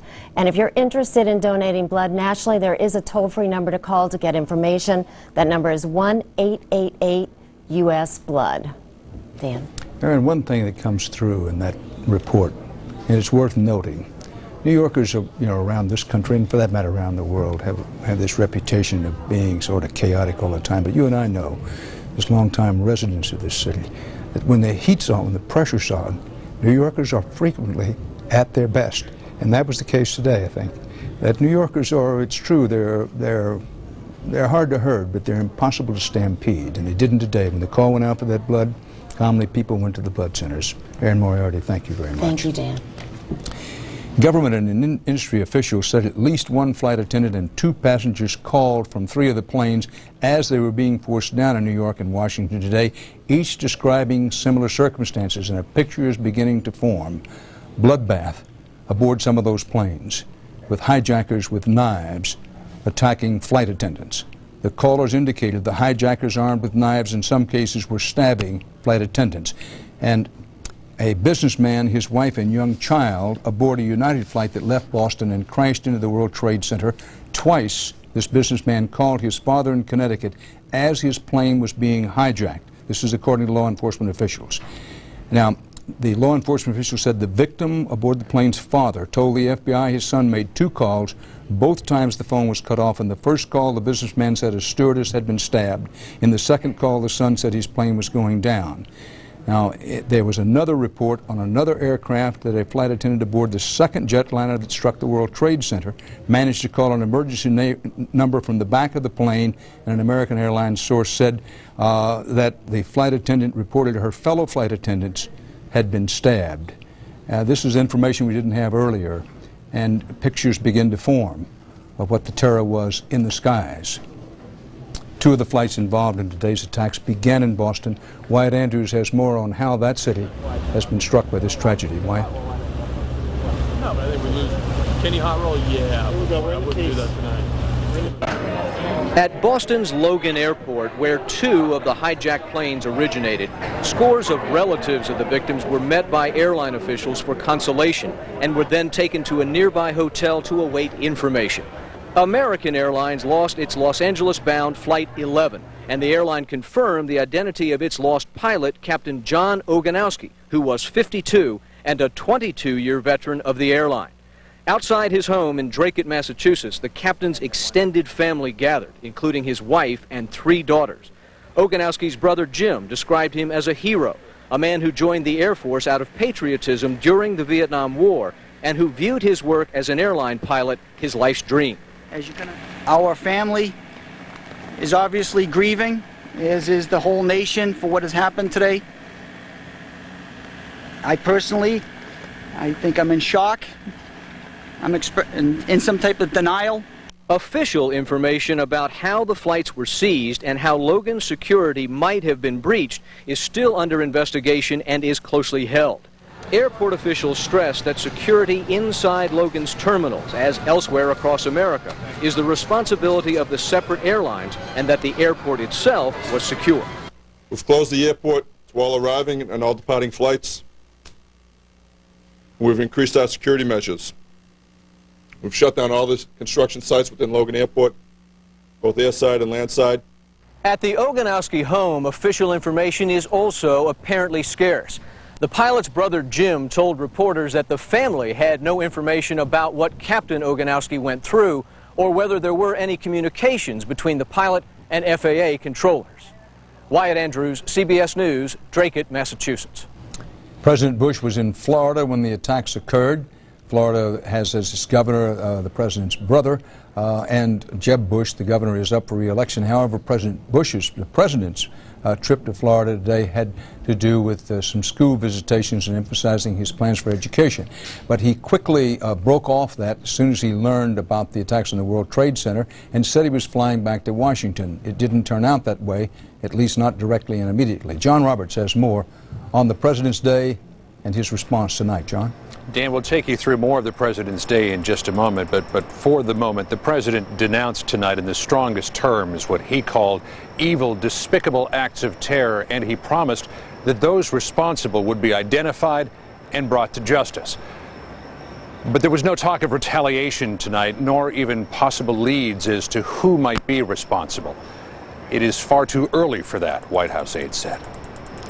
Today, our fellow citizens, our way of life, our very freedom came under attack in a series of deliberate and deadly terrorist acts. From the Oval Office tonight, in the most important moment of his 9-month-old presidency, George Bush offered a grieving nation words of resolve and reassurance. Terrorist attacks can shake the foundations of our biggest buildings, but they cannot touch the foundation of America.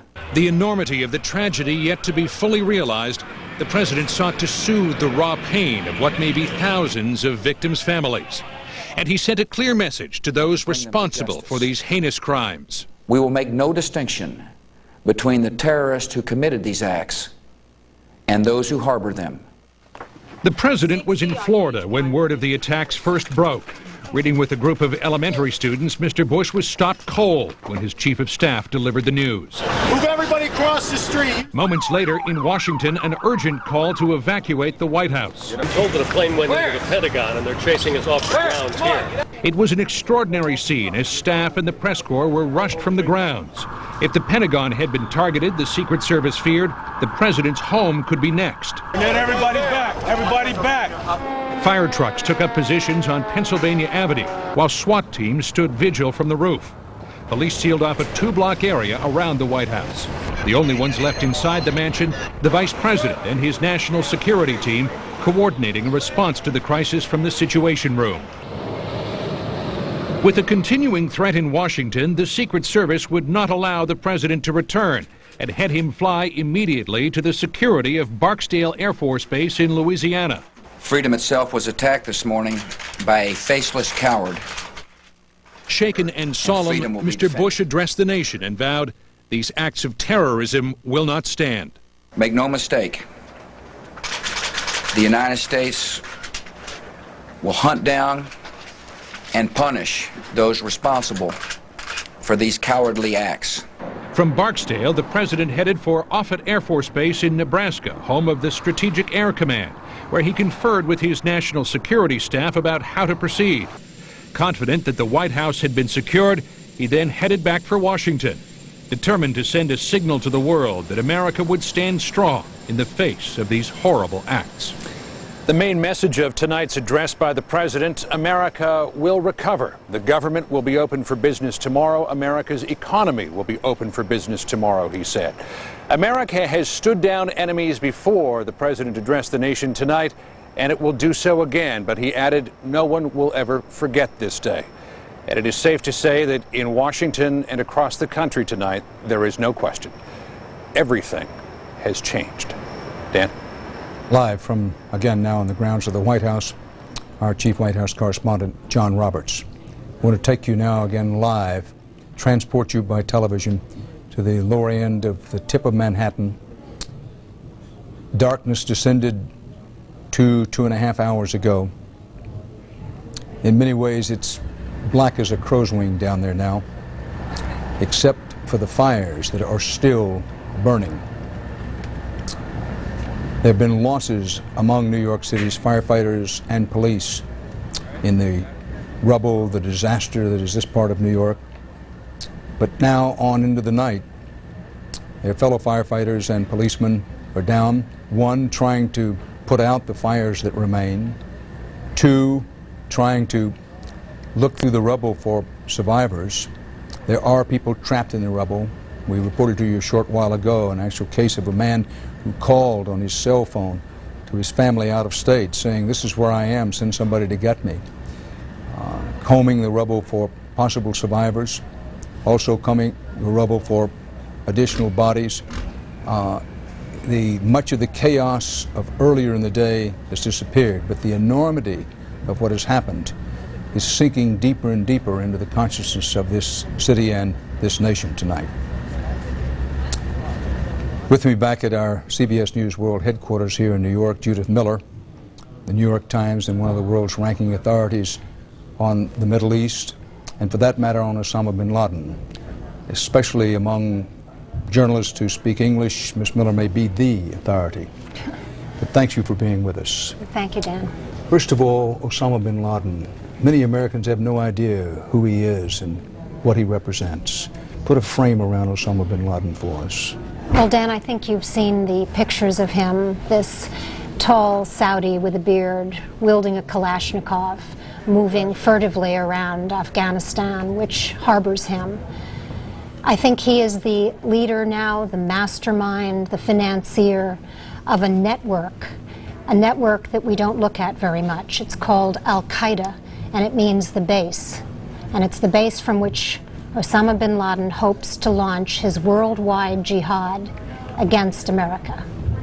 How did this man get to this position?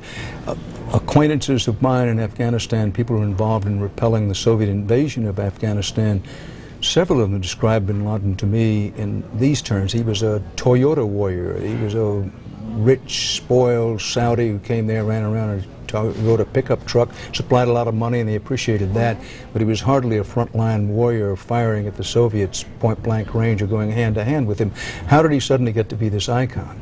Well, I think he became enamored of his own reputation, and he understood after the Soviet Union was expelled from Afghanistan that ordinary Muslims, if they were armed and well-trained, could accomplish wonders. They could even defeat the United States if he helped train them. And so after the Soviet Union left Afghanistan, he made that his life's mission, to set up camps in Afghanistan, in the Sudan, wherever he could find a host, to train young Muslim militants from all over the world who would be willing to give themselves, their lives up for Allah to accomplish this goal. It was a distortion of Islam as we know it, but it had great appeal to young people who were disaffected from 50 countries. He's had more than 5,000 young militants from 50 countries move through his network of camps, the dozen camps that he personally finances and controls through his agents. Let's talk about state-sponsored terrorism.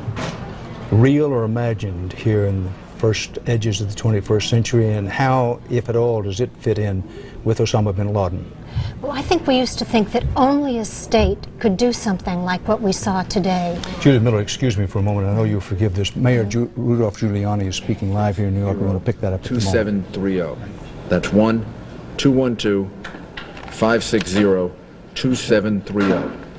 If you have questions throughout the night and tomorrow, that's the number to call rather than 911, which you should just call if there is an emergency. We had over 1,100 emergency room visits today that we know of. So far, we have 6 fatalities that we know of, 5 at St. Vincent's. Obviously and tragically, there are going to be a lot more than that, but that's what we know of at this point. We had over 300 patients that were treated at St. Vincent's, over 160 at Bellevue, 250 at Beekman Downtown Hospital. And the hospital, these hospitals were probably the ones under the most stress, but they were able to get through. I want to thank all the people that helped St. Vincent's getting the water that they needed and the support that they needed. Also, I'd like to say to people that might consider doing this that services should be made available in New York City tomorrow on a fair and equitable basis. Anybody that thinks that they're going to gouge consumers or ask for extra amounts of money for food or anything else, we're going to have the police and the Consumer Affairs Department out there. So just be careful. This is a time in which we all have to cooperate and help each other. Alternate side street parking is suspended. Sanitation services will take place in most of the city, except obviously in the lower part of Manhattan, where the sanitation department will be working to remove debris, which has already started. And the schools, again, will be closed tomorrow. And hopefully we'll get them open as soon as possible. Tomorrow the effort will be at trying to recover as many people as possible and trying to clean up the horrible mess that was created by all of this. And I would ask people to cooperate as much as possible in that effort. If you have to come into Manhattan because your business is essential, then obviously do it. The upper part of Manhattan will be open. But if tomorrow is a day in which you want to stay home and stay with your family and give comfort and support maybe to other people that have been affected by this, it would be a good day to do that. Yeah, the point that Richie Shearer makes is people are wonderful, and I mean this in the best sense of the word. We've had thousands and thousands of people that have come to help us. When I was down at the site near the World Trade Center, I met a lot of the National Guard's people that the governor has sent, really wonderful young men and women. We have enough volunteers now. We have more volunteers, frankly, than we need at this point. And what we need to do is to focus the efforts of the professionals that are there in being able to do the recovery and try to save as many lives as we can and restore services as quickly as possible. We may be asking for more volunteers tomorrow and the next day and the day after, but right now we don't need any more volunteers. Mr. Mayor, is there still hope that there are people who are Yes. still alive and well? Yes, there's hope. There's hope that there are people that are still alive. How is the rescue effort hampered by the darkness? What do you do? We moved a lot of lights in so that the area is being lit now, so that I don't think the rescue effort is going to be hampered by the darkness. The rescue effort is hampered by the fact that there's still fire there. There are still unsound structures, and it's still dangerous, although the rescue effort is now taking place. But if you're asking me, is it hampered? It's hampered because of the conditions, not because of... You are watching continuing CBS News coverage of the attack on America. Bulldozers and other heavy construction equipment making its way down to lower Manhattan. What is that going to be used for? That's going to be used to move debris out of the way so that the emergency vehicles can get in and out quickly, so that we can get the ambulances in a more expeditious fashion than we've been able to do. And I want to thank the Deputy Mayor Rudy Washington, who has spent most of the day coordinating, getting all of that emergency equipment in the right place, ready to move. If you go along Houston Street, you'll see hundreds and hundreds of pieces of equipment that are lined up to move in and to take debris out. And now they've started doing that. And I think that's probably what you observed. You probably observed them starting the... Are you concerned about the city tonight in light of all of the things that have happened during the daylight hours today? Am I concerned from the point of view of the actions and activities of the people of the city? The police department is out in large numbers. You want to explain the force that you have out there? And no, I'm not concerned. But we're pretty much out in full force this evening. Southern Manhattan, as you know, we're primarily concentrating on the rescue efforts. The rest of the city is basically, some of the entry points are shut down. The tunnels are shut down. As of midnight, there will be no more traffic coming into Southern Manhattan from 14th Street. We're going to shut that down.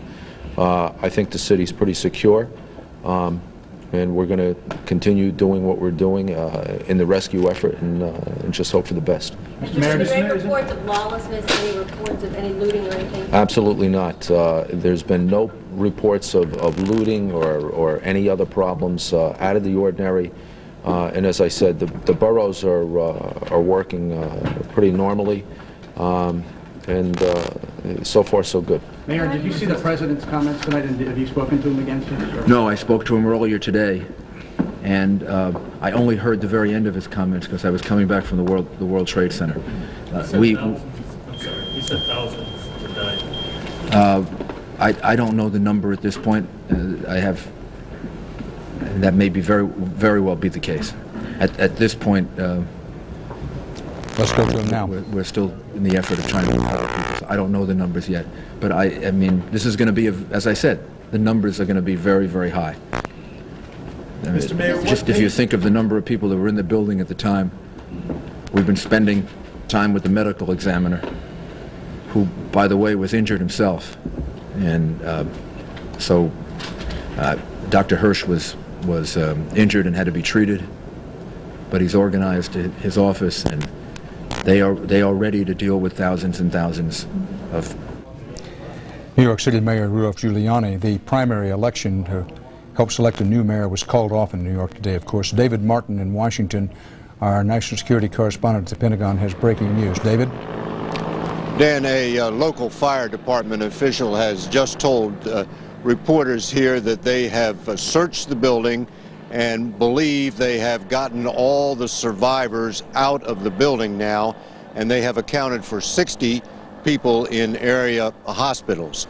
And this same official said he believes there are somewhere between 100 and 800 bodies now in the Pentagon waiting to be found. Now, that is obviously a very wide estimate, 100 to 800, but those were the numbers he had.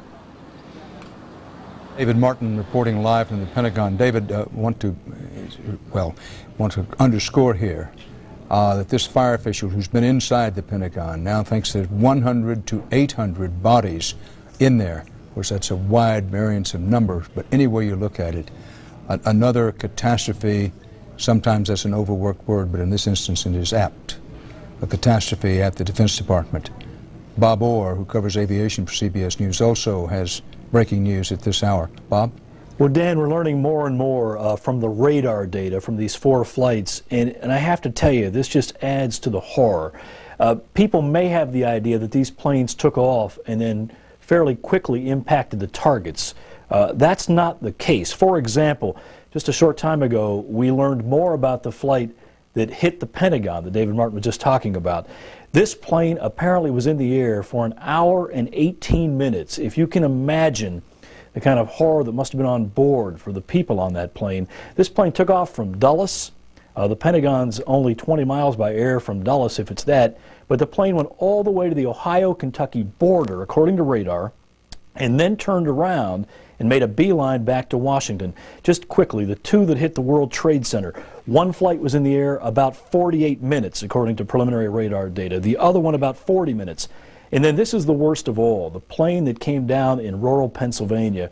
If the radar data is correct, we think it is, the plane was in the air at least 1 hour and 40 minutes going all the way from Newark all the way up to Cleveland, Ohio, looping around, heading towards Pittsburgh, and then crashing in the field. It's also important to know that that plane may give us the best clues the quickest, because the black boxes on all 4 of these jets, the cockpit voice tapes, could tell authorities what happened in the cockpit, who was behind the attack, and exactly how the takeovers were done. The reason that plane is important in Pennsylvania is because the crash scene, I'm told, is easily accessible, and it's hoped by the authorities that they have that cockpit tape very quickly. Dan? Bob Orr in Washington with more details of the terror in the sky. Stabbings now confirmed on at least 2 of the hijacked planes and possibly a third, as those aircraft, in one case, in the air for 1 hour and 40 minutes of the passengers and crew being terrorized by, among other things, at knife point. And we know that some, or let me say we believe we know, there's credible information indicating that some flight attendants on at least 2 of the airplanes were stabbed while the hijackings were in progress. The attack struck at the heart of New York's financial district. That was one of the purposes of striking there, to strike at a symbol of American economic power. It was timed at the rush hour for maximum impact and maximum casualties. And the attack succeeded. It all obliterated the World Trade Center, and it sped terror block by block, as Byron Pitts reports. 8:48 a.m., mayhem in Manhattan. We saw a plane coming very low, and everyone said, wow, that plane is very, very low. Come on, guys, keep moving. I was walking to work, and all of a sudden, I see a jet crash into the first tower. An American Airlines flight loaded with 92 people crashes head-on into the North Tower of the World Trade Center. And then we heard the crash, we ran to the window. Into the building, it went into the Trade Center. And we hit the Trade Center, we saw the shrapnel fall, and then we said, get out. And minutes later. Oh, there's another one. Another plane just hit. Right. Oh, my God. Another plane has just hit. I heard a roar, and I looked around thinking that it had to be a helicopter, and I looked up, and I saw the second plane hit. A second commercial plane, a United Airlines jet, also hijacked, carrying 65 people, plows into the South Tower. First one we thought was an accident. When we heard there was a second one, we definitely thought it was terrorism. On the ground, witnesses could not believe their eyes. 70 stories up with the building burning, reason gave way to desperation. New York's bravest never had a chance. We really never even got to that close to the building. An explosion blew and it knocked everybody over. Less than an hour later, the South Tower came crumbling down. It collapsed. The top floors collapsed down. I saw it blow and then ran like hell. Thank God. I'm 69, but I can still run. But it was far from over. Tower 2 collapsed into Tower 1. Within minutes after that, we were ordered out. When the dust settled, signs of life started to emerge. Chaos. It's just chaos out here. It really is. So the Twin Towers fall. It's amazing. It's crazy. I can't believe this shit is happening. I really can't. It's nightmares. Armageddon right here. This was the worst act of terrorism on U.S. soil, but not the first attack on the World Trade Center. 8 years ago, terrorists set off bombs in the basement in an effort to take down the two towers. They failed. Today, mission accomplished. I tell you what, it's a sad day for America. It really is. By 2 o'clock this afternoon, firefighters and police officers and paramedics by the hundreds stood by, many of them feeling helpless. There was nothing they could do at this point because the building was still unsecured. Our main priority is to get in, do a search and rescue, look for survivors, and then clean up what's left. And we can't do that until the building is deemed safe. Ankle deep in debris and despair, rescue workers waited. Some had relatives of their own inside. One police officer told me her sister worked here on the 40th floor, due in at 9 a.m. She was always early, she said. Always. A sign on a paramedic's van spoke volumes. We know we have some of the major brass of our department missing. We're trying to find them, too. New York Port Authority Police Chief William Hall choked back tears. For him, this was no longer just work. On a personal level, because I know that these are all your men and it's a business, but I'm sure that a lot of these guys are your friends. How you helping It's out? not a business now, it's personal now. Sir? It's personal now.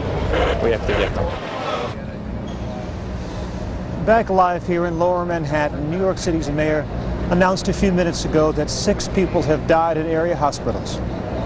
The New York City Policemen's Union says 87 police officers are missing. The New York City Fire Union says that 200 firefighters are dead. All of them in harm's way when this second tower collapsed this morning. At this hour, several buildings are still on fire behind me, about 3 blocks behind me over my shoulder. Rescue workers by the hundreds, policemen, firefighters, doctors, paramedics are all waiting, dressed, ready to go inside the building when the word comes.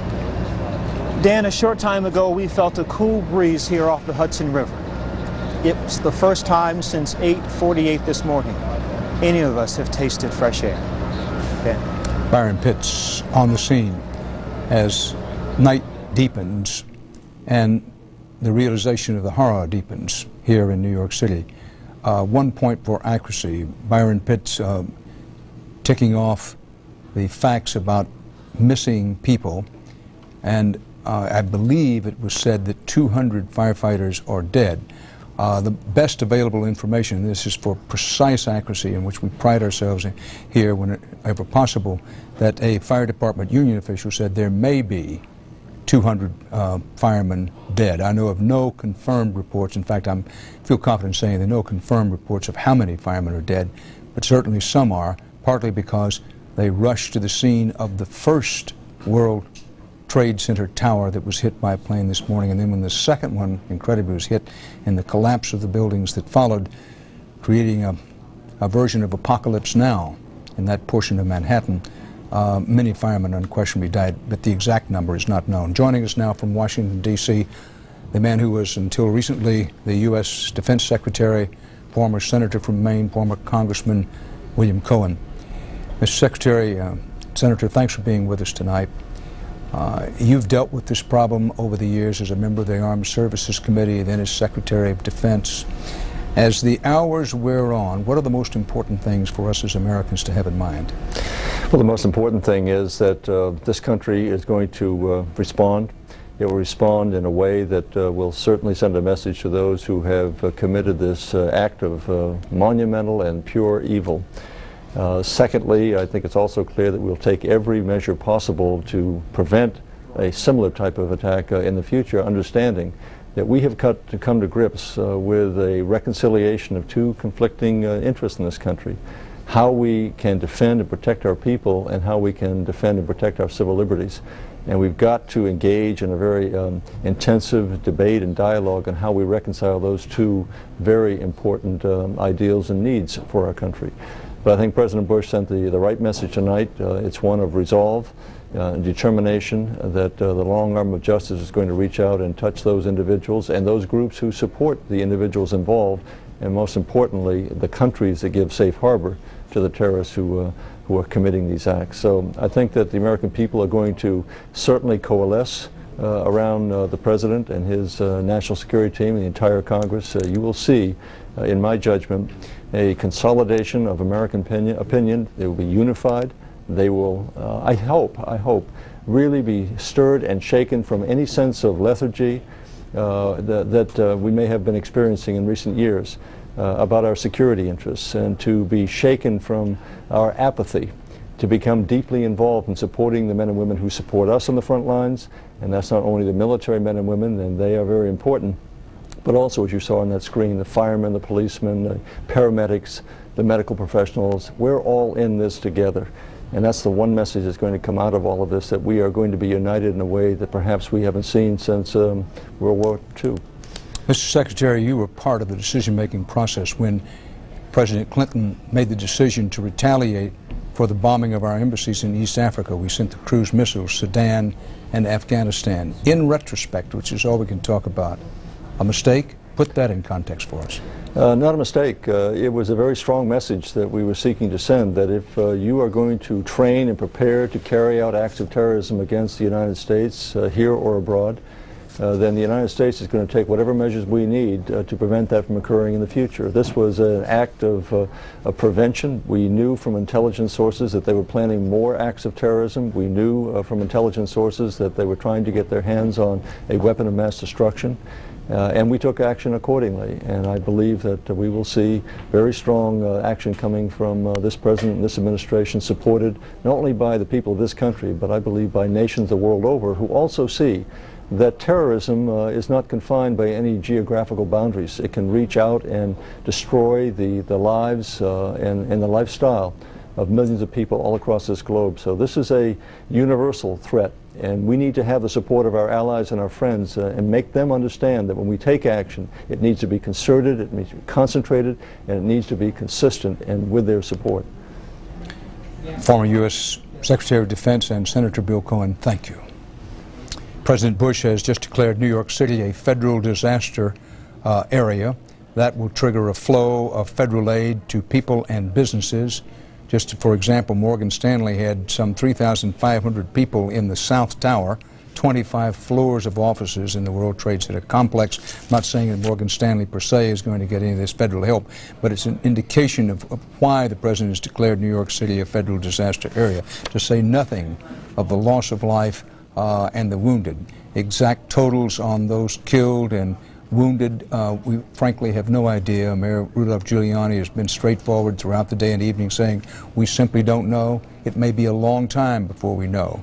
David Martin reported a short while ago that a firefighting authority who had been in the Pentagon for most of the day, the Pentagon struck by one of those hijacked airliners, said that he believed that there were 100 to 800 bodies in the Pentagon that have yet to be recovered. That was his opinion.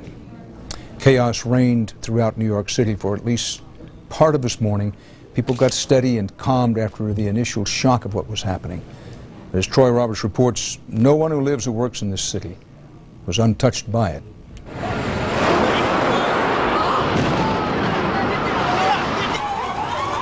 It started with a plane crash. It's like, oh my God, it did. A plane crashed into the World Trade Center.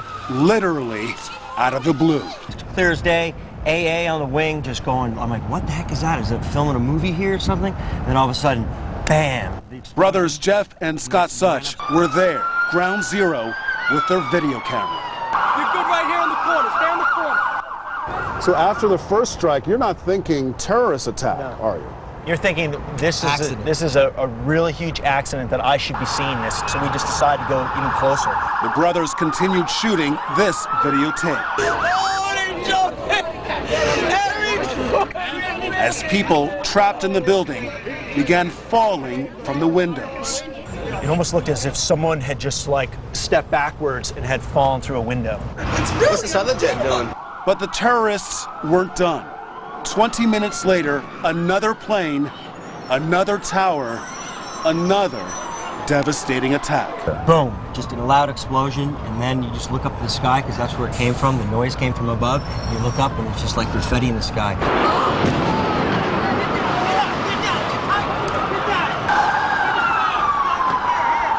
And that was just the beginning.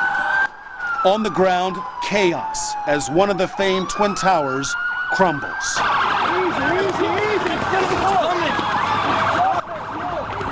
Firefighters and rescue workers attack the other tower, still standing, still burning.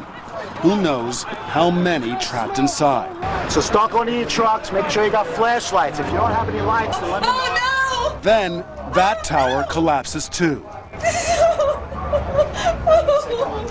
And we had some time to get some of the people out, but then it was those secondary explosions and then the subsequent collapses. So I don't know how many people were in there. I know there was a lot of firefighters, a lot of public safety personnel were in there. You call her and you tell her, let her hear your voice. She's going to need to hear your voice. Just like you need to hear my voice, I'm okay. I'm okay. Thank you. Bye. See you later. I love you. All day long, more fallout. Because it might be a bomb in the school, maybe. A reported bomb threat. A dangerous gas leak. This is Ed Sullivan. I want that building evacuated. All civilians, please head north of Morris Street. Then, a nearby building collapses from the day's damage. You are watching Building 7 at the World Trade Center collapse. Amid the destruction and devastation, though, one remarkable thing did happen. Today's tragedy brought out the best in a city not always known for its kindness and humanity. 3 hours after the attack, area residents have put out an open call for volunteers to search the rubble for any signs of possible survivors. They're here to volunteer. They're a laborer, they're a plumber, they're an electrician, whatever they are, to stay with you guys. If they're medical, they go across the street. We're CPR and first aid trained. You're prepared to go into that rubble? Yeah, unfortunately we are. You know, whatever we can do to help out. I know there's not enough people in the city of New York to do it. I mean, it's a mess over there. These volunteers say there is just one thing they want, something uniquely New York. Street justice. Tough and immediate. I hope they're sending planes over there right now. Take care of business. The world was caught unprepared for what happened today, especially in New York City and especially among those coordinating rescue efforts. 60 Minutes' Leslie Stahl has that story. Leslie? Dan, ever since the Cold War, the federal government has had an elaborate plan to keep the government running if the Soviets ever attacked Washington. Over a year ago, I spoke with then President Clinton's counterterrorism czar, Dick Clark, who has the same job today under President Bush. He told us that when the Cold War ended, they decided to hold on to that plan to keep the government running. We thought that individual buildings in Washington, and indeed perhaps all of Washington, could still come under attack. Only it might not be from the former Soviet Union, it might not be with a missile flying over the poles, it might be with a terrorist walking a weapon into our city. And the city could still be attacked and put out of action. And therefore we have developed a new program so that the federal government's emergency capabilities will continue to operate even if Washington doesn't. So tell us what kind of operation you have up and running, or at least ready to be operational. As soon as Washington goes down, the Pentagon, the Justice Department, the FBI, the Coast Guard, all of the key agencies of the U.S. government devolve power to other centers, some secret locations, some urban centers elsewhere, but we have a plan, we have trained people, we exercise it regularly, that if Washington isn't around, the U.S. government continues. So is there a shadow Treasury Department somewhere right now? For every one of our major departments, there's a shadow department somewhere right now. There's a shadow Oval Office? There are facilities where the president could operate, where a future president could operate, and for each of our key departments. Again, the message... Is it like a bunker, or is it a... Can you give us any information? It's an elaborate system, and it involves both old-fashioned bunkers and new-fashioned methods. Let's just say that. It's survivable. That's the key point. Well, it seems that parts of this plan was activated, or at least contemplated today, when President Bush was flown from Louisiana to Nebraska, but then deactivated when it was determined not only that it was safe for him to return to Washington, but that it was important that it not look as though our government was crippled and on the run. Now, there has also been an elaborate plan here in New York City to react to something like what happened today, a terrorist attack with mass casualties. And as we came upon elements of that as we drove around the city. This is the scene we came upon 20 blocks north of the Trade Center. Row upon row of ambulances from all around New York and its suburbs. Had you gone through a training program for just this kind of an incident? Maybe not this catastrophic, but it's definitely trained. The ambulances were lined up in front of a huge commercial complex that was being transformed into an emergency triage center. There's a coordinated plan in conjunction with the Fire Department and New York City EMS. The plan calls for that when we have volunteers, at this time we have over 300 attending surgeons, 300 residents, nurses, paramedics, physician assistants, and nurse practitioners, all inside, broken up into teams. How many patients will you be able to operate on in here? We have, I think, 50 operating suites and enough to handle about 400 patients that we've set up at this time. More and more medical personnel arrived throughout the day. They waited and waited for the wounded. It's now more than 6 hours since the first plane hit the World Trade Center. The doctors, nurses, medical supplies are still coming into this triage center that they're still organizing. And as far as we can tell, they have not yet brought a single patient in from ground zero. In other words, from anybody who may have been in the World Trade Center itself. We're still seeing the ambulances lining up. No patients. They're still clearing the area down there. As emergency medical personnel had to change their plans on the fly, so did the big Wall Street investment firms. In driving around, we came upon a knot of people on 11th Street trying desperately to get their cell phones to work. And who were they? Right at the moment, this is the command headquarters for Merrill Lynch around the world. So, really, your little townhouse in the village, yeah. Is the global center of Merrill Lynch. Right for the moment. Right for the moment, yeah. Little black door right there. Yep. This is Paul Critchlow's house in Greenwich Village. He's Merrill Lynch's director of communications. When the first plane hit the World Trade Center, his company's emergency evacuation plan kicked in. We heard an explosion, and we thought it was most of us thought it was a supersonic, boom or something. And then we started getting reports from our own security people and obviously on TV and radio. And then we heard a second explosion, and I'd say right around 9 o'clock we ordered an evacuation of both of our buildings, which are adjacent to the World Trade Centers in the World Financial Center. So about 9,000 people, right. 9,000 people evacuated. 9,000 people, right. So how did you get up here? We walked. 9,000 people walked? Well, everybody evacuated either to the north or to the south. It's like a biblical exodus. It really is. And so basically now you have these people are all senior executives and communications personnel. And this is where we're regrouping to try to figure out how we mobilize to keep our operations trading and all that sort of thing, and to find out what's the status with regard to all of our employees. Government agencies, medical staff, and companies all had plans. But most New Yorkers simply didn't know what to do. And so, we're just a couple of blocks from that new Merrill Lynch headquarters. Just a couple of blocks, we came upon St. Vincent's Hospital. And all these people that you see behind me are all lined up in different lines to donate blood.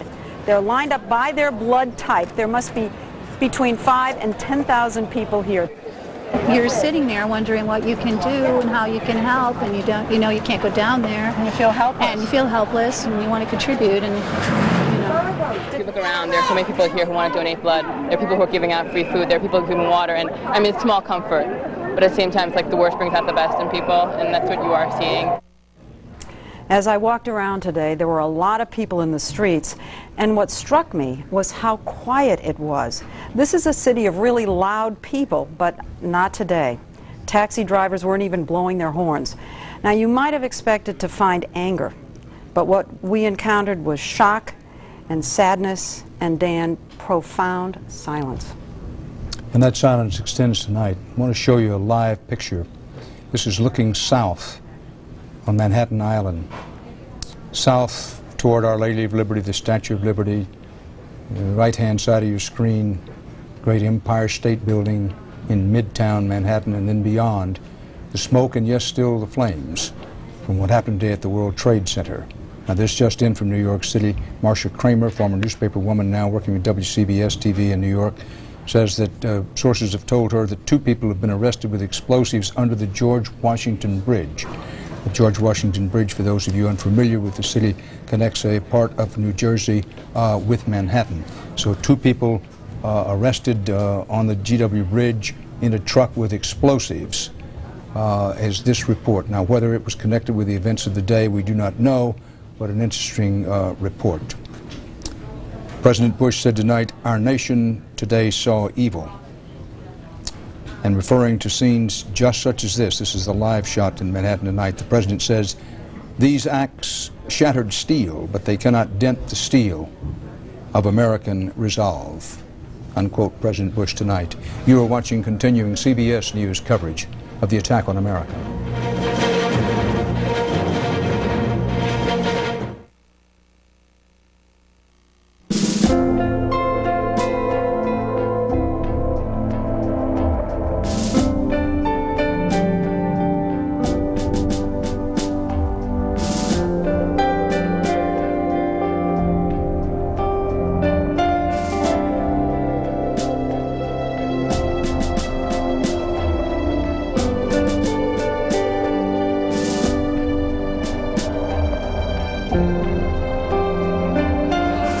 Tonight, attack on America. I saw the plane hit the building. And a nightmare unfolds. It's got to be a terrorist attack. In New York, hijacked planes slam into the World Trade Center. Move out of the way! Let's go! Hey, come on! And the Twin Towers crumble.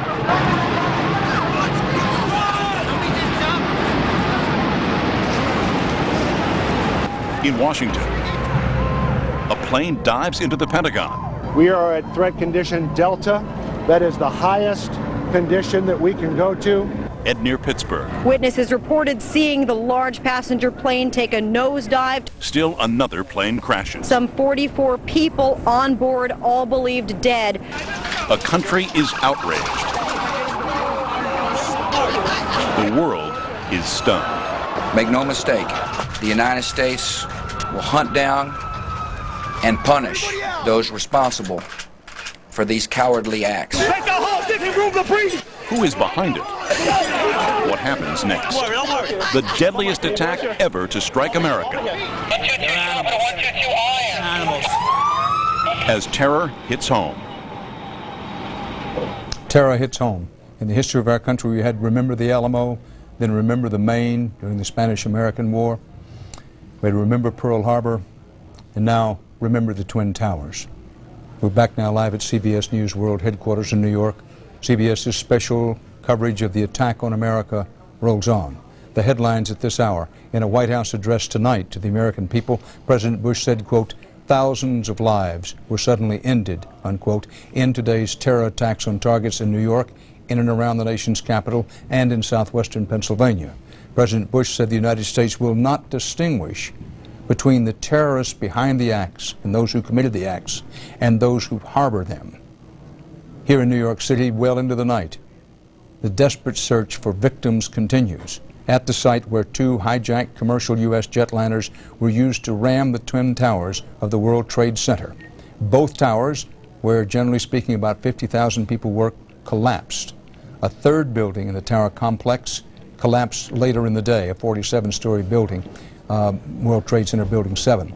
President Bush says the death toll is in the thousands. A third hijacked jetliner was sent slamming into the Pentagon. A fire department source at the Pentagon is now quoted by CBS's David Martin as saying 100 to 800 bodies may still be trapped inside the complex there, underscore the word may.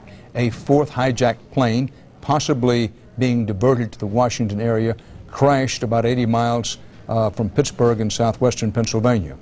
Now, at least 285 people were killed on the hijacked planes alone, and a picture's been created from 911 cell phone calls and others of stewardesses being attacked, flight attendants being attacked on these aircraft with knives, and at least two of the planes and possibly a third that is believed to have happened. Passengers were terrorized on some of the flights for a long while before the planes crashed. The Federal Aviation Authority has ordered an unprecedented shutdown of air traffic nationwide that will last at least through noon tomorrow. The U.S. military is on alert. The financial markets will be closed tomorrow. They will be closed until further notice, but we're told they will be closed tomorrow. CBS News national correspondent David Martin is covering developments at the Defense Department at the Pentagon tonight. David? Dan, a little more on that estimate of between 100 and 800 bodies still trapped inside the Pentagon.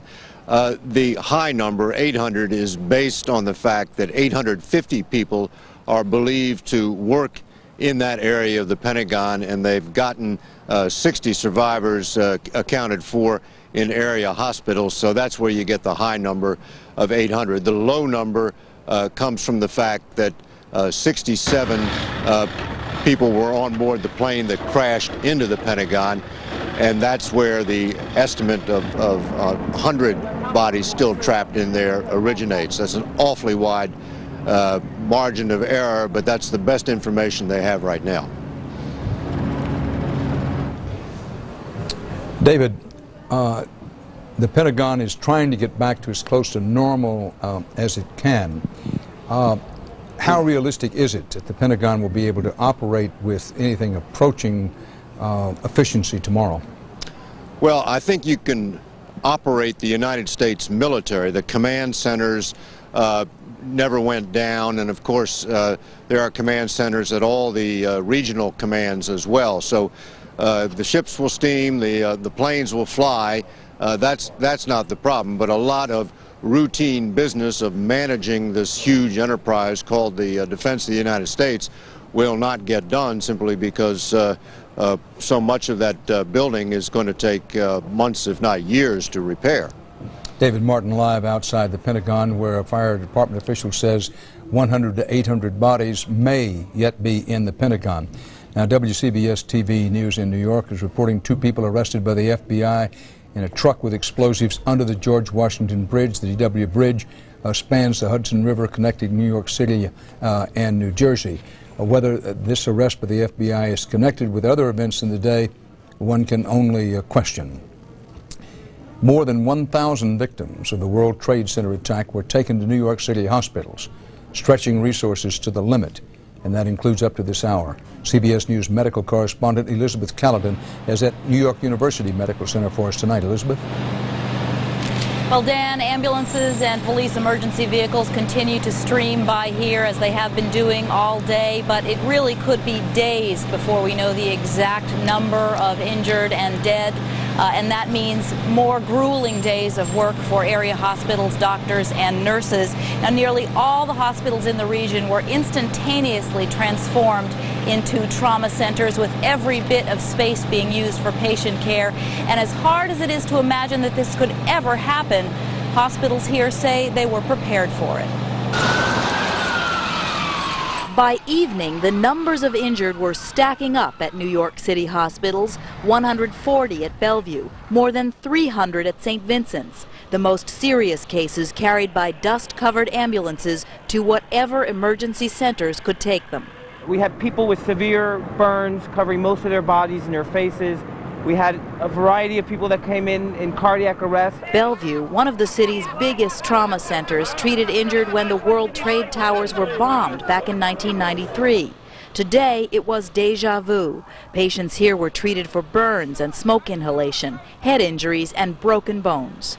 They actually extricated one guy that had his legs amputated. He said that the amount of patient, the extent of the injuries, you can't really predict. It was also déjà vu for Marlene Cruz, who was at work the day the World Trade Towers were bombed, and now this. He was in an elevator that plummeted when the plane hit the building. I was screaming because I didn't know what the hell was going on. I had all the debris, concrete, everything fall on top, so I wasn't sure. Doctors speculate they are just beginning to see the extent of death and injury. There will be much more to come in the days ahead. Even emergency medical people trained for this type of thing can't believe it's happening. It's an unbelievable thing. You keep thinking that you're about to wake up and it was all just a nightmare, and it really isn't real. I mean, it's just so unbelievable that this would happen. A call for blood brought out hundreds of donors, too many for the hospital to accommodate. Those turned away are being asked to come back again in the coming days. In addition to the physical injuries, of course, another major concern is the psychological wounds, the people who survived all this, the people who witnessed the unforgettable sight of bodies hurling out of those World Trade Tower windows. They will also be included in the numbers of victims and are likely to require medical intervention, Dan, possibly for years to come. Dan? Elizabeth Caledon at New York University Hospital, St. Vincent's Hospital, which is right on the edge of the disaster area, along with NYU Hospital and so many other New York City hospitals, been doing Herculean work all during the day and now well into the night. Now, even U.S. cities that were not targeted specifically by the terrorists felt the aftershocks of today's attacks, as airports closed and life ground to a halt or something nearing that in many sections of many cities. Bill Whitaker has that story from Los Angeles. Bill? Dan, it's the nature of terrorism that victims don't know where or when the next will occur. So even here, 3,000 miles away, the terror and the horror struck deep.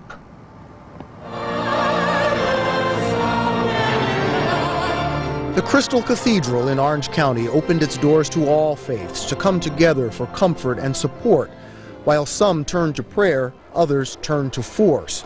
FBI agents with fingers at the ready ringed the main federal building in Los Angeles.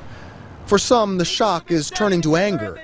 Muslim groups in Los Angeles say they're receiving death threats and pleaded with their countrymen not to blame all for what a few may have done. The pain of this country is in fact our pain. The Los Angeles city attorney called for unity and calm. As residents of the most diverse city in the world, we must also be careful not to allow these terrorists to turn us against each other and target or blame certain ethnic groups. But with all the hijacked planes originally headed for California, the state is feeling vulnerable.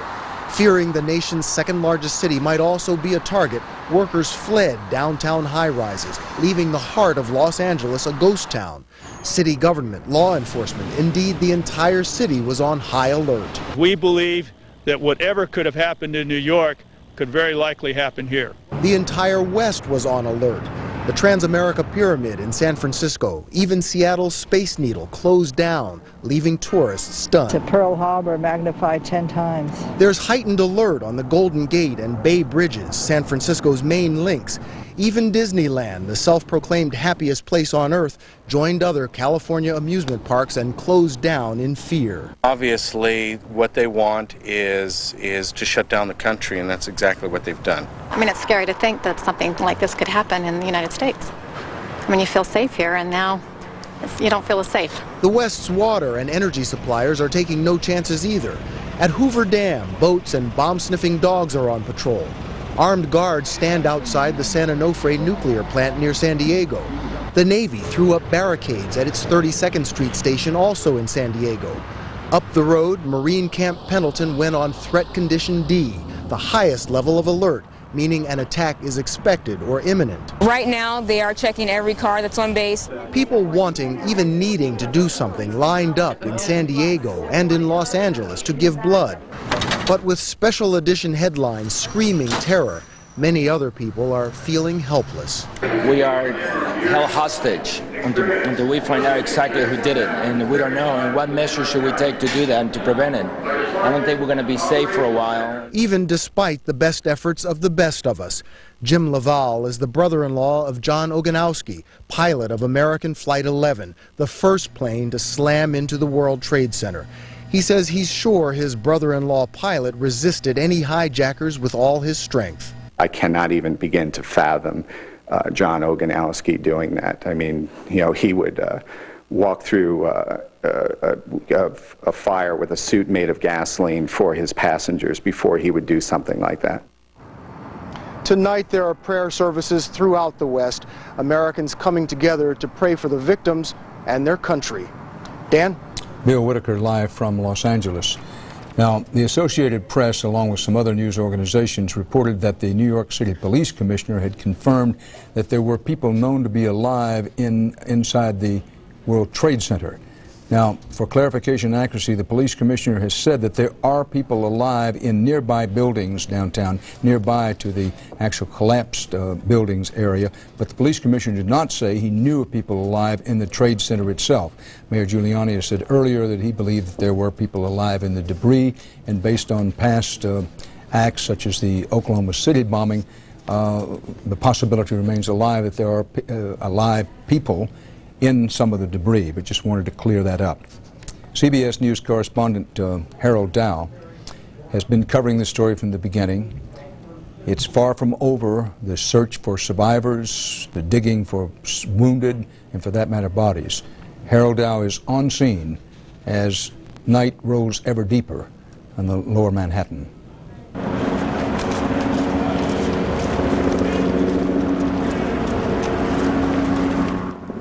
Lower Manhattan this afternoon became a deserted war zone. Inches of thick, choking dust, burned out cars, and mountains of rubble have replaced the bustle of the business world.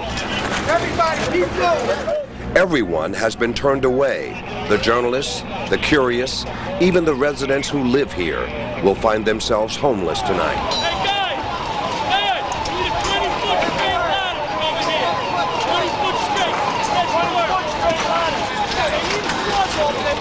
Only rescue workers are allowed beyond the barriers in their desperate search for victims.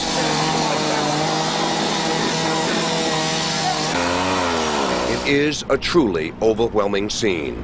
Hundreds of exhausted firefighters and rescue workers climbing over mounds of concrete and tangled metal. A scene that certainly seems more familiar to Americans on a movie screen than in real life. As we reported earlier, about 200 firefighters are feared dead and about 87 police officers are reported missing. By tomorrow morning, as many as 3,000 National Guard troops are expected in New York City.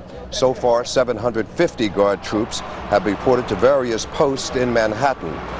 Governor Pataki has also ordered the Guard to bring in heavy equipment such as water tankers, cranes, wreckers, loaders, and dump trucks. And as day and night has fallen on lower Manhattan, and as you look into the direction of the World Trade Center, it's still just hard to believe that those two giant towers have been brought down. Harold Dow, live in lower Manhattan. We have with us at our CBS News World Headquarters news desk and anchor desk in New York, Gary Sick, currently director of the Middle East Institute at the world-famous Columbia University here in New York, former National Security Council member under Presidents Ford, Reagan, and Carter. Thanks for being with us, Mr. Sick. Pleasure. What type of planning went into this attack? I think this is really a key issue because if you simply stop and think about the magnitude of this operation, they were able to penetrate security in two major airports, get people on board, provide their own pilots, because they obviously had their own pilots to do. Suicide pilots. Suicide pilots, but pilots who were qualified to fly a major airplane. And I personally watched the second plane go into the trade towers, and there was no flinching and no swerving. He flew right straight into it, and it was clear that no American pilot, no commercial pilot would ever have done that. And you stop and think about the amount of time, back it up, how much time would have been required, and the money and the organization. Let's put it this way. What if you're the president in the Cold War days and you tell the CIA that you'd like to create a little operation in Russia which would basically hijack 4 airplanes and within a period of an hour crash them into major sites in the Soviet Union, and you had to organize that. It would have stretched our capabilities absolutely to the limit, and yet that's what happened here today. Reporters are always trained to follow the dollar, look for the money. Who finances an operation like this? Took a lot of money. It took money and it took professionalism. I personally think that this had to have had a professional organization behind it.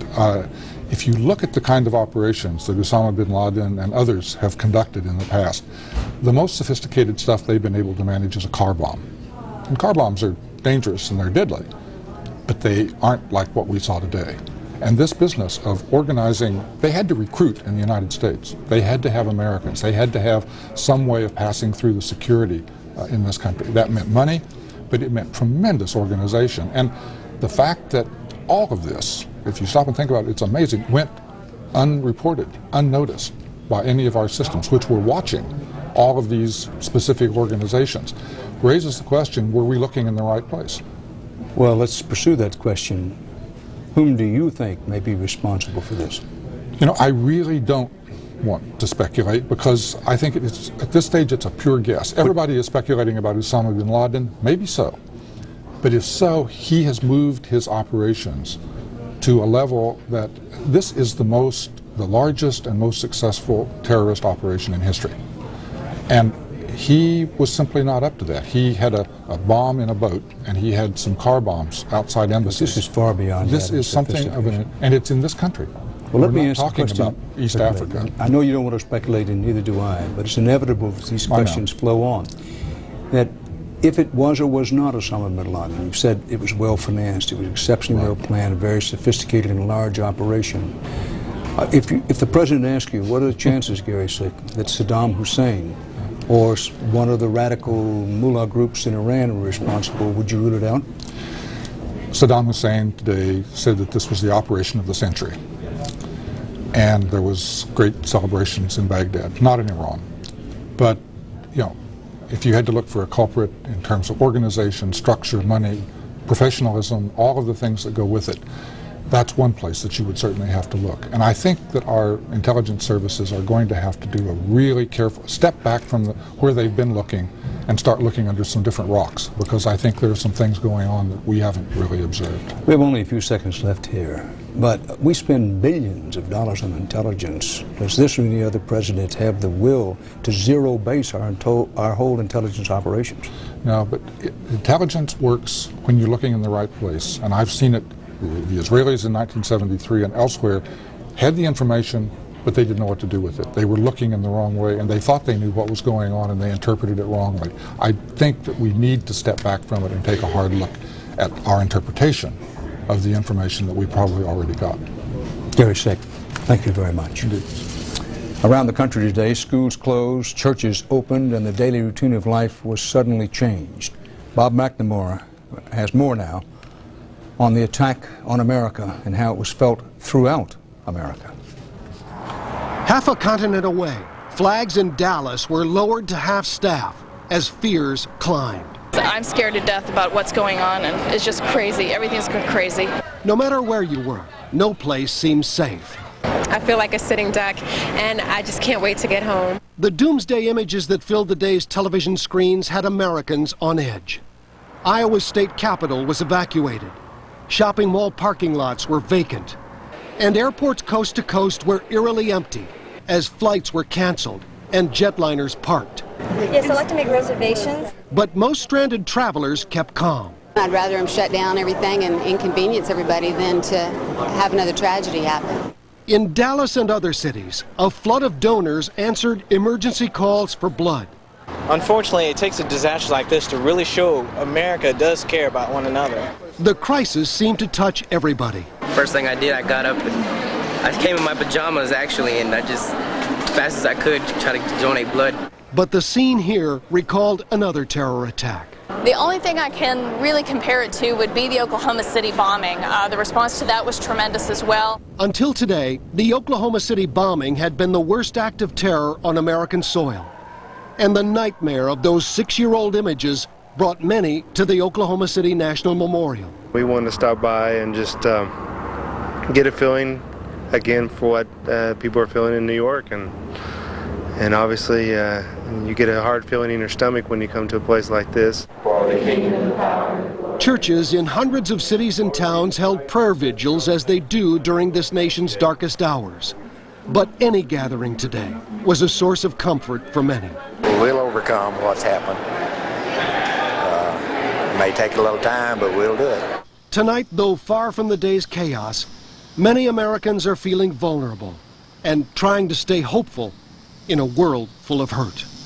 Bob McNamara, CBS News, Dallas. A world full of hurt. And the exact death tolls in New York and in Washington remain open to question tonight. Nobody really knows the number of people killed and or injured. We do believe we know that 285 people, at least 285 people aboard the 4 hijacked planes that were crashed died. So we know that death toll figure is pretty solid. If you were listening closely, you probably did note, if you weren't with us at the time when Gary Sick spoke a few moments ago, one of this country's ranking experts on national security affairs, and he said, this is almost a direct quote, that it may or may not turn out to be Osama bin Laden was at the head of this operation, but, said Gary Sick, it does not fit his profile. And Gary Sick's counsel was to look at other places for perhaps allies who could have been involved in this, or some kind of state-sponsored terrorism. Gary Sick. Now, this attack on America was an attack first and foremost on powerful symbols of our beloved United States. Richard Schlesinger has more on what these symbols represent and why they were targets. It didn't take long for the images of this sneak attack on the United States to remind people of another one, December 7th, 1941. A date which will live in infamy. Pearl Harbor is one of the first things that comes to mind. Evan Cornog is a Columbia University historian and journalist. After Pearl Harbor, there was the Japanese fleet to go after. One knew where to find the enemy. Here, it's a much more complicated issue. Pearl Harbor was an attack on the U.S. Navy, a symbol of American power at the time. Today's attacks on the Pentagon and the World Trade Center struck at modern symbols of American power and prestige. Those towers are saying, look at us, we're important. And somebody has come along and said, you're not as important as you think. The pictures of the destruction are destined to become images for the ages. The image of that airplane crashing into the side of the building, the image of the collapsing towers, those are going to be things that just stay riveted in our memories. Like the flag at Iwo Jima. You see those pictures and a whole era and a whole set of issues is called to mind. And I think we haven't yet seen, don't know yet what all the defining images of this event are going to be. But they're going to be there in our memories as long as we live. The symbolism of this attack was impossible to ignore overseas. The feeling is that throughout the world, the Americans are not as powerful as they were thought to be. Therefore, these terrorists were really going to achieve a symbolic victory. But officials here in New York and in Washington know the difference between a symbolic victory and a real victory. When the World Trade Center was brought to the ground, the country was brought to its knees. But terrorism experts say just for a while. For years, authorities have practiced for attacks like today's, many times under the direction of Jerome Hauer, who was an emergency management official in New York. You have to plan for the worst. That's just, particularly in a city like in New York, in Washington, D.C., the real thing is never like a drill. The enormity of the situation today is just is just incredible. Did the bad guys win today? They got that image. They got well. They certainly just struck a blow today. There's no question about it. But we are a very resilient nation, and we are very resilient people. And we're a very different people than we were just before 9 o'clock this morning when this all began. Richard Schlesinger, CBS News, New York. And now to Washington and CBS News Chief White House Correspondent John Roberts. John? Well, Dan, we have some late-breaking information. After his address from the Oval Office, the president went immediately into a briefing with his national security team. Condoleezza Rice, I believe that Colin Powell may have been there upon his return from South America. A senior administration official telling CBS News tonight that there is good information that Osama bin Laden's al-Qaeda group was behind today's terror attacks, Dan. Now, to give you some kind of an idea of just how seriously they were taking security moving the president around. Some video that came into us late today, taken from inside Air Force One by cameraman George Christian, who was on the plane with the president. You can see outside the wing of the aircraft, Air Force One being shadowed by two fighters. There's an F-16 off of one wing and I believe an F-15 off of the other wing. So, Dan, this was on the way back from Offutt Air Force Base in Nebraska as the president was coming back to Andrews. They were definitely taking this seriously, but apparently the president comfortable enough that he's back in the White House tonight. Dan? John Roberts live at the White House. And so from out of the skies, tragedy has rained down on a nation. It was swift, deliberate, terrifying. In a matter of moments, in one city, a towering American icon was destroyed, and in another, the greatest symbol of our national might was set ablaze. What once seemed unthinkable has happened. On a bright summer morning, under a clear and cloudless sky, terror struck. The toll has been devastating. It may be days or even weeks before the final accounting is done in terms of dead and wounded. To grasp the enormity of it is almost too much for the heart to bear. This night, we can only look back in sorrow at a world that has suddenly, perhaps irrevocably, been changed. And tomorrow, and the day after, and the day after that, and in days and years to come, we will look at the calendar and remember September 11th, 2001. It is a date that will be etched in history, engraved in stone, and in our memories. The day of the attack on America. We leave you tonight with these images, flashpoints from a day that cannot be forgotten. For the latest on this still unfolding story, stay tuned to this CBS station. There'll be complete coverage on the early show and on the CBS Evening News, and we will have continuing CBS News coverage on some of these stations. On some other stations, we will not see until sometime tomorrow morning. I'm Dan Rather in New York.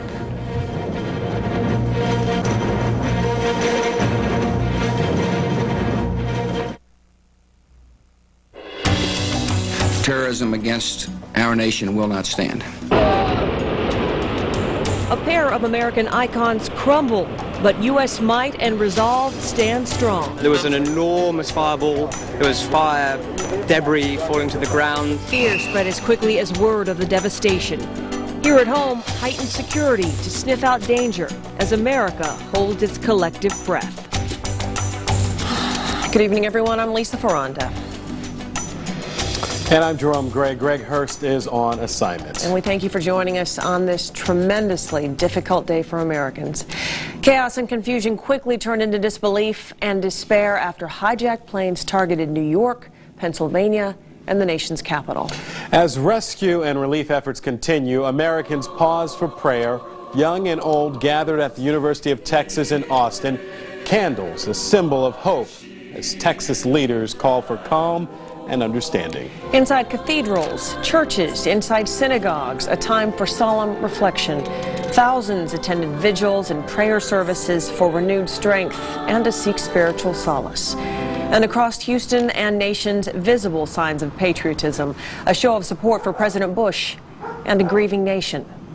11 News Washington, D.C. reporter Mike Goldfein begins our up-to-the-minute coverage in the nation's capital. Terrible sadness. From the Oval Office, the president gave voice to the anger most Americans are feeling. These acts of mass murder were intended to frighten our nation into chaos and retreat. But they have failed.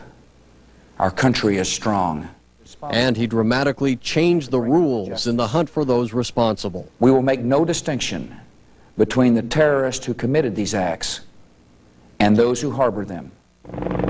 As darkness fell upon the Pentagon, small fires continued to burn, where a 757 had slammed into the building hours earlier.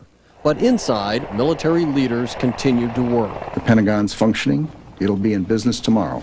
But make no mistake about it, your armed forces are ready. There is no word yet on when airports nationwide will reopen, but Department of Transportation officials announced sweeping airport security changes to begin immediately.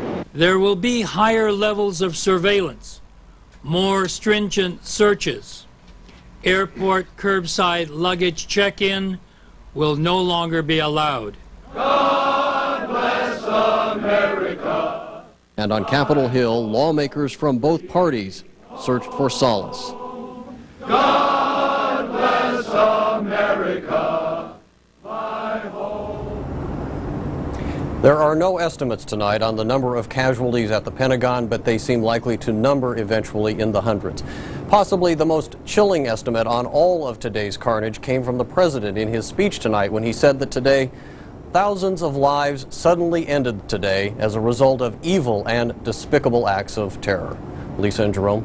Mike Goldfein in D.C. Thank you.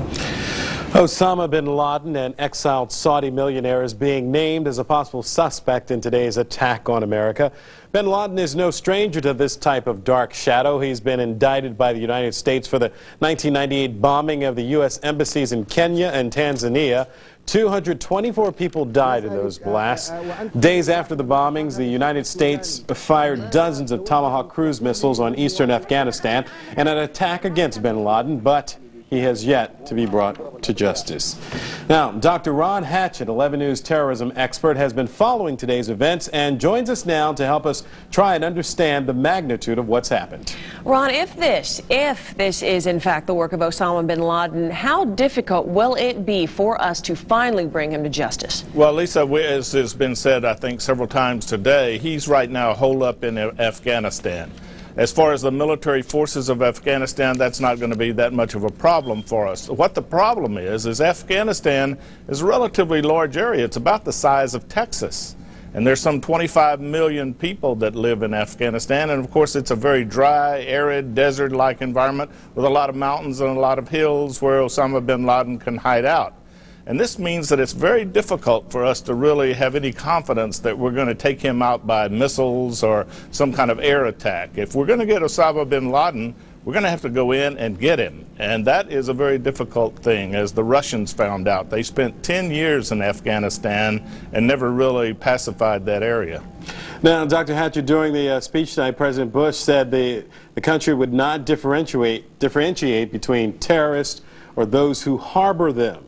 If this is indeed state-sponsored terrorism, how will that affect our response? Well, Jerome, that was a very important thing, because he's now putting these countries on notice that if you have these terrorists inside your country, we're not going to respect your sovereignty, and we're going to treat you in the same as we do them as the enemies of the United States. Now, that does two things. One, it commits us to act against governments that do support terrorism against us, but also it puts a lot of pressure on them. If the Taliban want to avoid a direct confrontation with the United States, they should be rounding up Mr. Osama bin Laden and his cohorts for turning over to the international community for trial. Dr. Hatchett, one other thing. In terms of the U.S. response to this, certainly Americans are watching very closely. This certainly must be, from an intelligence standpoint, priority number one, is it not? Oh, absolutely. We're running, as they say in the intelligence business, we're running all of our trap lines right now. We're putting money out. We're running and taking in chits from people who owe us favors. We're eliciting the help from the Russians, the Chinese, anybody that we think can help give us information that'll help solve this burden of proof that we are going to need to really take strong action against Osama bin Laden or whoever else has committed this crime. So the intelligence work right now is underway, and it's going to be unrelenting, I think, till we pin this down and we're able to take appropriate action. And taking that appropriate action might require some assistance from international friends as well. There's been quite an outpouring of support from our allies, and also some reaction from those who would rather stay on the fence. Well, that's right, Lisa. It's going to require some assistance. We don't necessarily need the military assistance, but it would be good if we could have some from our friends like the British, the French, the Germans, other NATO allies. But we might need logistics support from even countries like Russia or China. China has a border with Afghanistan. All of the rest of the countries that surround Afghanistan are Islamic countries. Now, Iran is not a friend of the Taliban. They've had some troubles, but neither is Iran a friend of ours. On the other hand, Pakistan is our friend, but they have very close ties with the Taliban. So how this will play out will depend in large measure on what kind of cooperation we get from states in the area and states that are our allies and that are our friends. All right. Dr. Hatchett, as always, thank you for helping us put this into perspective. As night shrouds the world's most famous skyline with smoldering ruins, it's really unbelievable. Emergency vehicle lights and flashes of fire punctuate the darkness where the two twin towers used to stand. An eerie quiet hangs over Manhattan at that spot where the Trade Center once was. Hope still remains, though, that people trapped in the building's rubble will eventually be found, some of them alive. CBS reporter Byron Pitts has more on this difficult and painstaking process. 8:48 a.m. Mayhem in Manhattan. We saw a plane coming very low, and everyone said, wow, that plane is very, very low. Come on, guys, keep moving. I was walking to work, and all of a sudden, I see a jet crash into the first tower. An American Airlines flight loaded with 92 people crashes head-on into the North Tower of the World Trade Center. And then we heard the crash. We ran to the window. Into the building. It went into the Trade Center. We hit the Trade Center. We saw the shrapnel fall, and then we said, get out. And minutes later.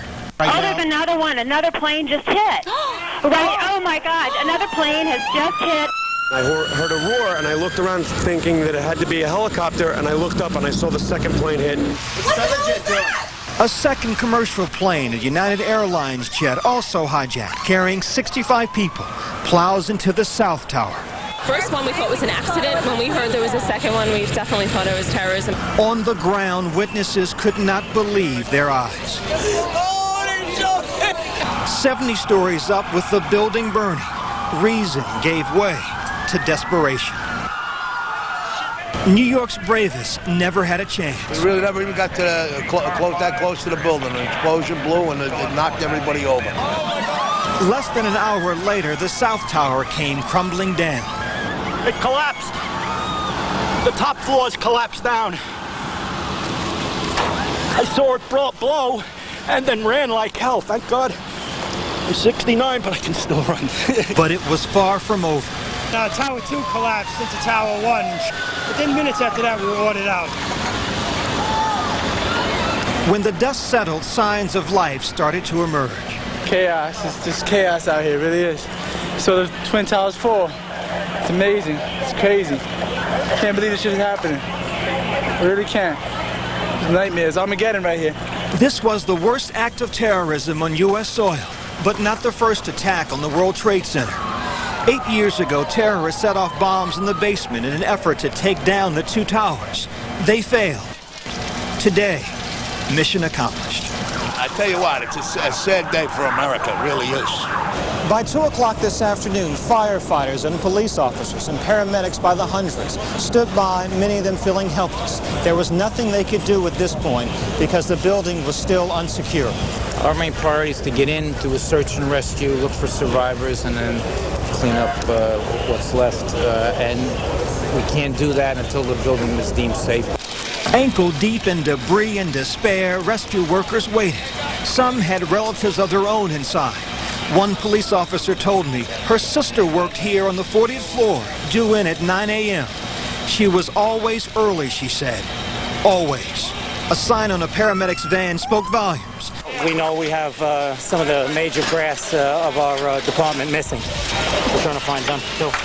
New York Port Authority Police Chief William Hall choked back tears. For him, this was no longer just work.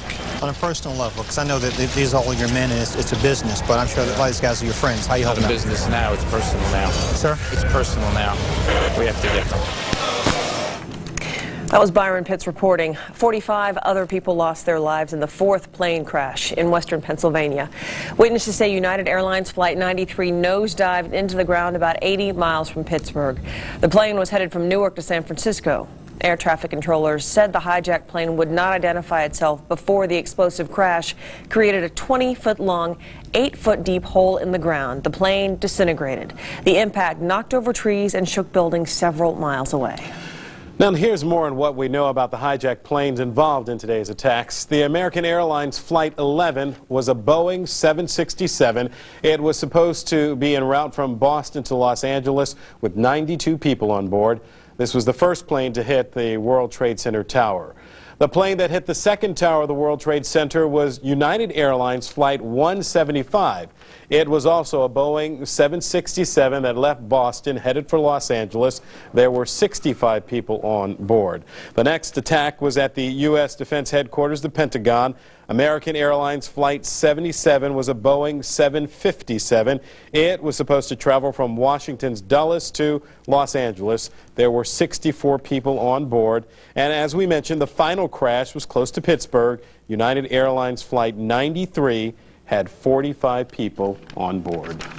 A woman with very close ties to Houston was a passenger on one of the hijacked planes. Barbara Olson was the sister of Tony Lawrence, a candidate for Houston City Council, as well as the wife of U.S. Solicitor General Theodore Olson.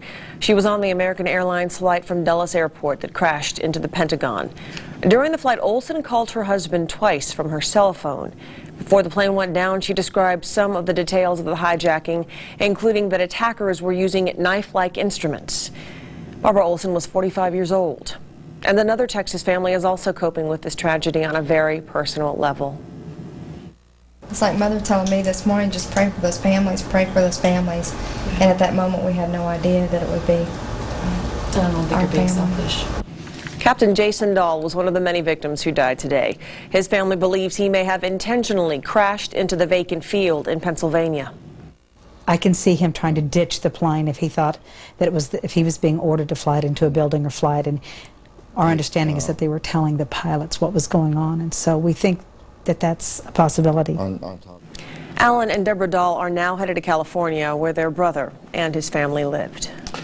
Now, hundreds of thousands of travelers are stranded tonight. Airports across the nation have been crippled by the attacks. In Houston, passengers with nowhere to go are being put up at hotels around Intercontinental Airport. 11 News reporter Jeremy Rogalski joins us from the JW Marriott near Bush Intercontinental Airport. Jeremy, what can you tell us? Jerome and Lisa, this is one of 4 shelters the American Red Cross has set up with the cooperation of local hotels and the Houston Fire Department. These are some of the 539 total passengers with nowhere else to go tonight and no clear idea when they'll make it back home. They were coming from and going to every corner of the country and abroad. Young and old, their disaster-driven detour ended here. We don't know anything at all. They said nothing is sure. We just have to wait. It's shut down right now. Waiting all day ever since Bush Intercontinental grounded every single plane. The bus here is going to San Antonio. Not lucky enough to live close enough to drive. And we were down here on vacation visiting grandkids, and we're on our way back to Seattle today. The Johnsons instead made an unscheduled stop. It's kind of overwhelming, so this is fine. With only their bags and makeshift beds, some 500 travelers are making do. It doesn't sound like much, but compared to what has happened today, I mean, who can complain? The inconvenience here pales in comparison and comes with understanding and sympathy. My heart and soul and mind goes out to the people that had to go through that experience. It will be a long night trying to accommodate everyone, but unlike other airport delays, I think they're treating us real nice. There's patience here. Could be worse. At least they're safe. Yeah. Now, the big question that's been on everybody's mind here is, when will planes begin to take off again? Well, the short answer to that is there is no definite answer. Airport authorities are still saying the earliest possible time that will happen is noon Eastern tomorrow, or 11 o'clock our time tomorrow morning. But Jerome and Lisa, even if they get the green light, we're told there's no guarantee all flights will leave. Perhaps only 25% will actually leave the ground here at Bush Intercontinental. Back to you. More patience and understanding certainly needed. Jeremy, thanks. Now, with so much shock and sorrow in America, it is extremely difficult to watch pictures like the ones we're about to show you. Palestinian men, women, and even children chanted in jubilation after learning of today's terrorist attacks on America. The video you see here was taken at Jerusalem's Damascus Gate. Now, Palestinian leader Yasser Arafat, meantime, calls the attack a terrible incident and says he is horrified by what happened. Other leaders around the world have also offered messages of support, including most of the leaders in the Middle East. Certainly most Muslims do not feel that way, as you saw the people in the video. More than 250,000 Muslims live in the Houston area, and many of them watched today's event with disbelief. 11 News reporter Jeremy Diesel tells us now they are bracing for the impact. The Islamic Society of Greater Houston is normally a place that opens its arms to the community. This day the gates are closed out of fear. We warn against any generalizations that will only serve to help the criminals and incriminate the innocent. Already fingers are pointing at Islamic militants, sadly, and then pointing at local Muslims too.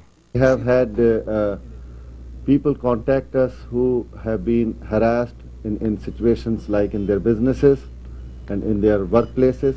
President Bush on videotape. Nothing so harsh at Muhammad al-Masari's shop. Still, no traffic here. All eyes are on the news. And to join me in saying a prayer for the victims and their families. Here too, disbelief and questions. If you have any kids, if you have a wife, if you have a mom, you will not do such thing. A conversation between co-workers, one occurring all over town with a common theme: Muslim or no. Whatever his cause is, whatever he believes in, it's not going to help his cause or his belief. It's going to actually hurt it. Sue Mayer is watching too. She too is a Muslim. She too is scared of repercussions, backlash. I shiver so bad, and still I have that feeling. And I can work. I can do anything. Paralysis of an entire community.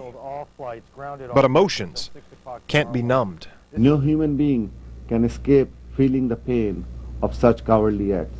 No human being, no matter where they're from or who they worship. The Islamic Society of Greater Houston has officially condemned this action, no matter who did it, they say. The society has also asked the Houston Police Department to step up their patrols and keep their eyes on the more than 60 mosques around the Houston area. They've also called on the faithful, all 250,000 of them who practice the Muslim faith here, to come Friday to a prayer vigil for the victims and this nation. Back to you. All right, Jeremy Diesel reporting live. Thank you.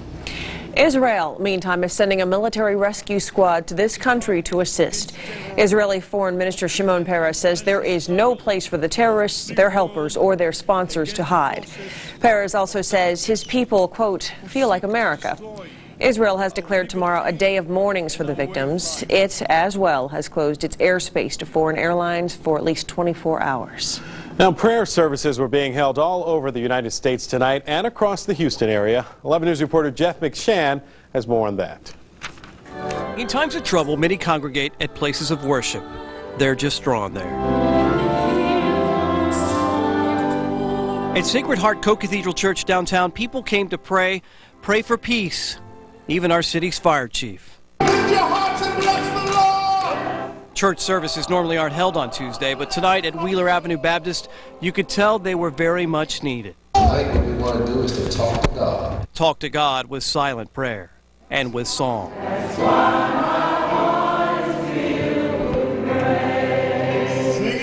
Reaffirming their faith to help get through these difficult, disturbing times.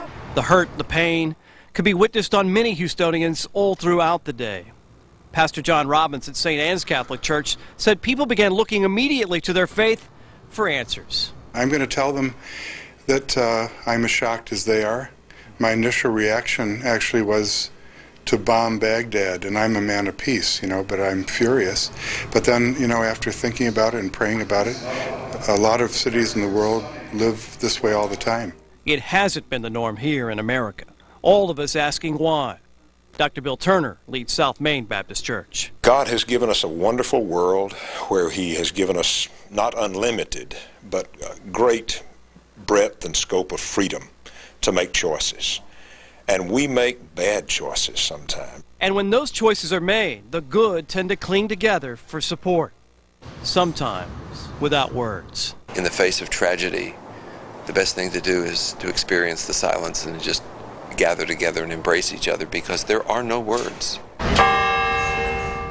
None. Jeff McShann, 11 News. And more services at area places of worship are planned for tomorrow. This attack certainly has had broad-reaching effects across the nation. All U.S. financial markets closed their doors.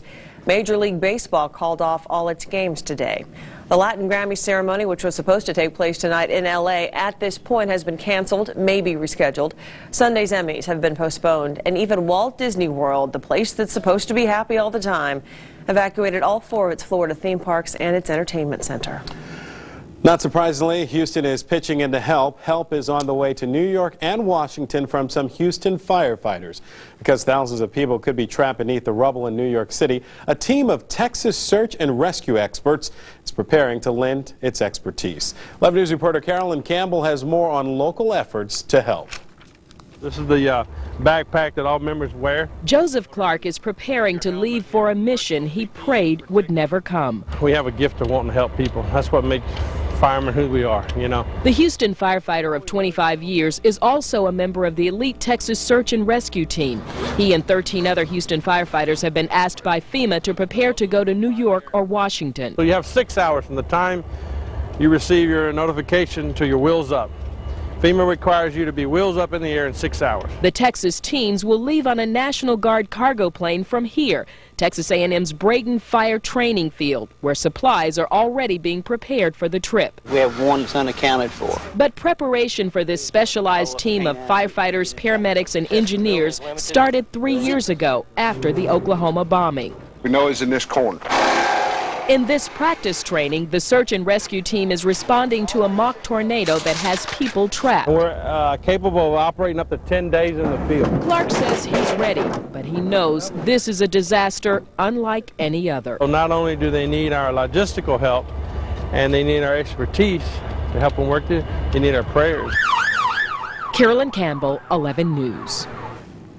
Now, in all, 16 teams from across the country are headed to those hard-hit areas. 12 of them will try to rescue or recover victims in New York City. The other 4 are headed to the Pentagon. And now 15 hours after all of this happened, I know we have some video of the skyline. If we could take a look at that again, just to see what it looks like now that night has descended upon New York City.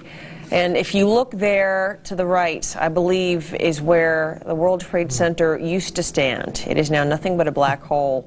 And perhaps as daylight starts shining upon the city of New York, we will be able to begin to grasp exactly what has happened. And you can't gauge it from that picture, but we do understand that a lot of lights were being placed around the location where the World Trade Center was as rescue workers tried their best to recover those victims in that location there. And our Texas crews will soon be joining them, hopefully, with successful missions to rescue some people still alive.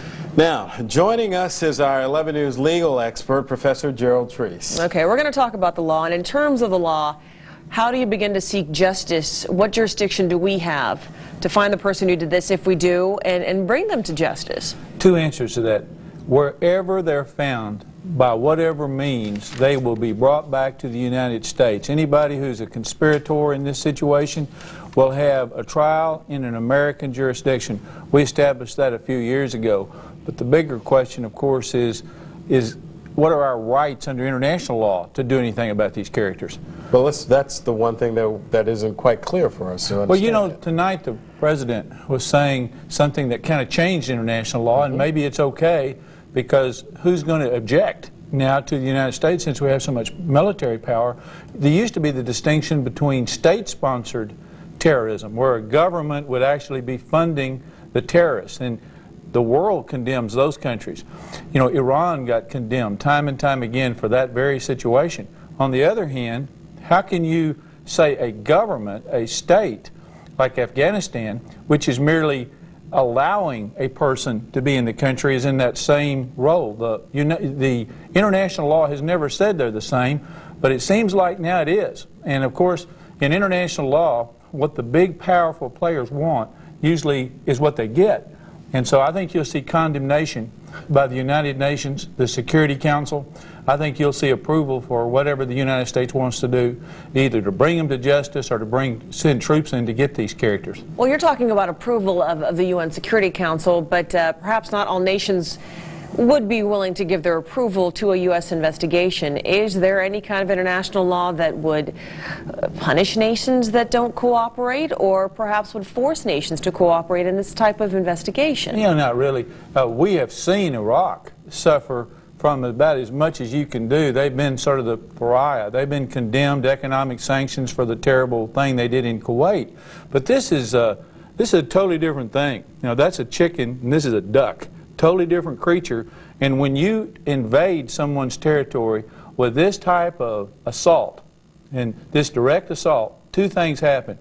First of all, the regular rules of international law go away because we can retaliate. This is like a warlike condition, and all the power in our Constitution is given to Congress and the President to do just that. The second thing that happens is the first time, I think, in most young people's lives, because they've called me and told me this is the first time they've seen America truly united, no matter what race, creed, color here in America. It's one of the few times people go to bed and saying, we as Americans all stand for one thing, and that's to get these people that did this terrible thing, either militarily or through the legal system. Now, we talk about the international law. There's one other thing that we got to talk about and focus on in terms of the freedoms and the liberties that we take so dearly in this country, and to see it all be challenged. You know, Jerome, it's true that in time of war, whenever we're under attack, our constitutional liberties go way down. And that's for good reason. That's because national security comes first. People's right to complain about privacy violations and violations of unreasonable search and seizure go down when we're under attack.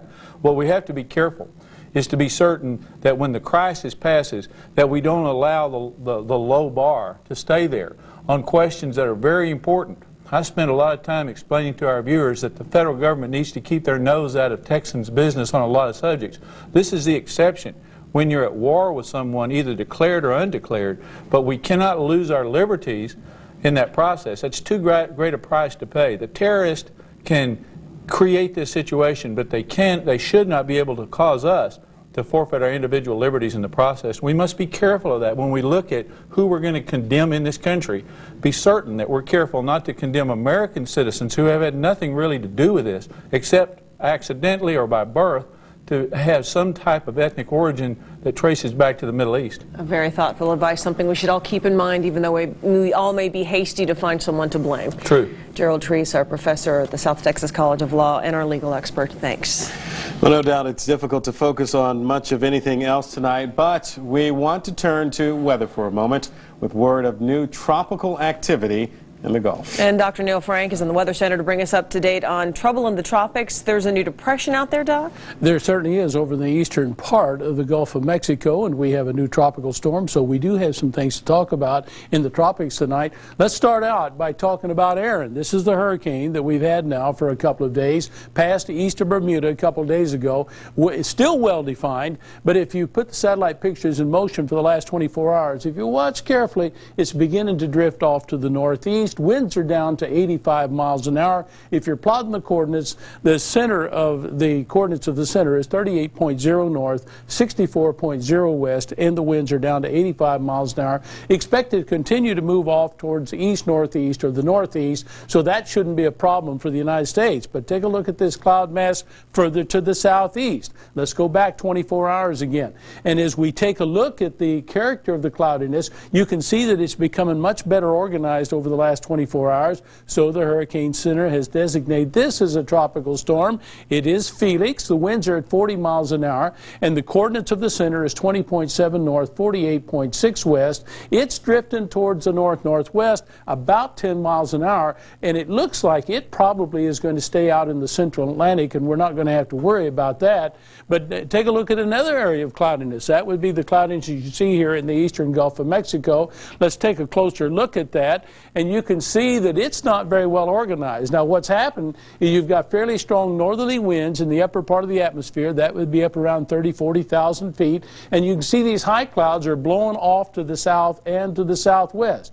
That's good news for us. The center of this depression is just to the southwest of Tampa. The winds are at about 30 miles an hour. It's very disorganized, but we're concerned that we have an area of disturbed weather, or now a depression, over the warm waters of the Gulf of Mexico, and in time it might strengthen and become another named storm. The coordinates of the center is 25.4 north, 84.6 west, and we may see a little jumping around the center because it is so disorganized. The Hurricane Center is going to be watching this carefully, sending another airplane down to it tomorrow.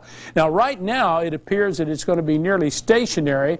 There's a couple of options on this. One option is it would eventually drift to the north, strengthen some, and then move off to the northeast. However, there's another possibility that it might move more to the northwest and move into the central part of the Gulf of Mexico. So we're going to be watching that very, very carefully.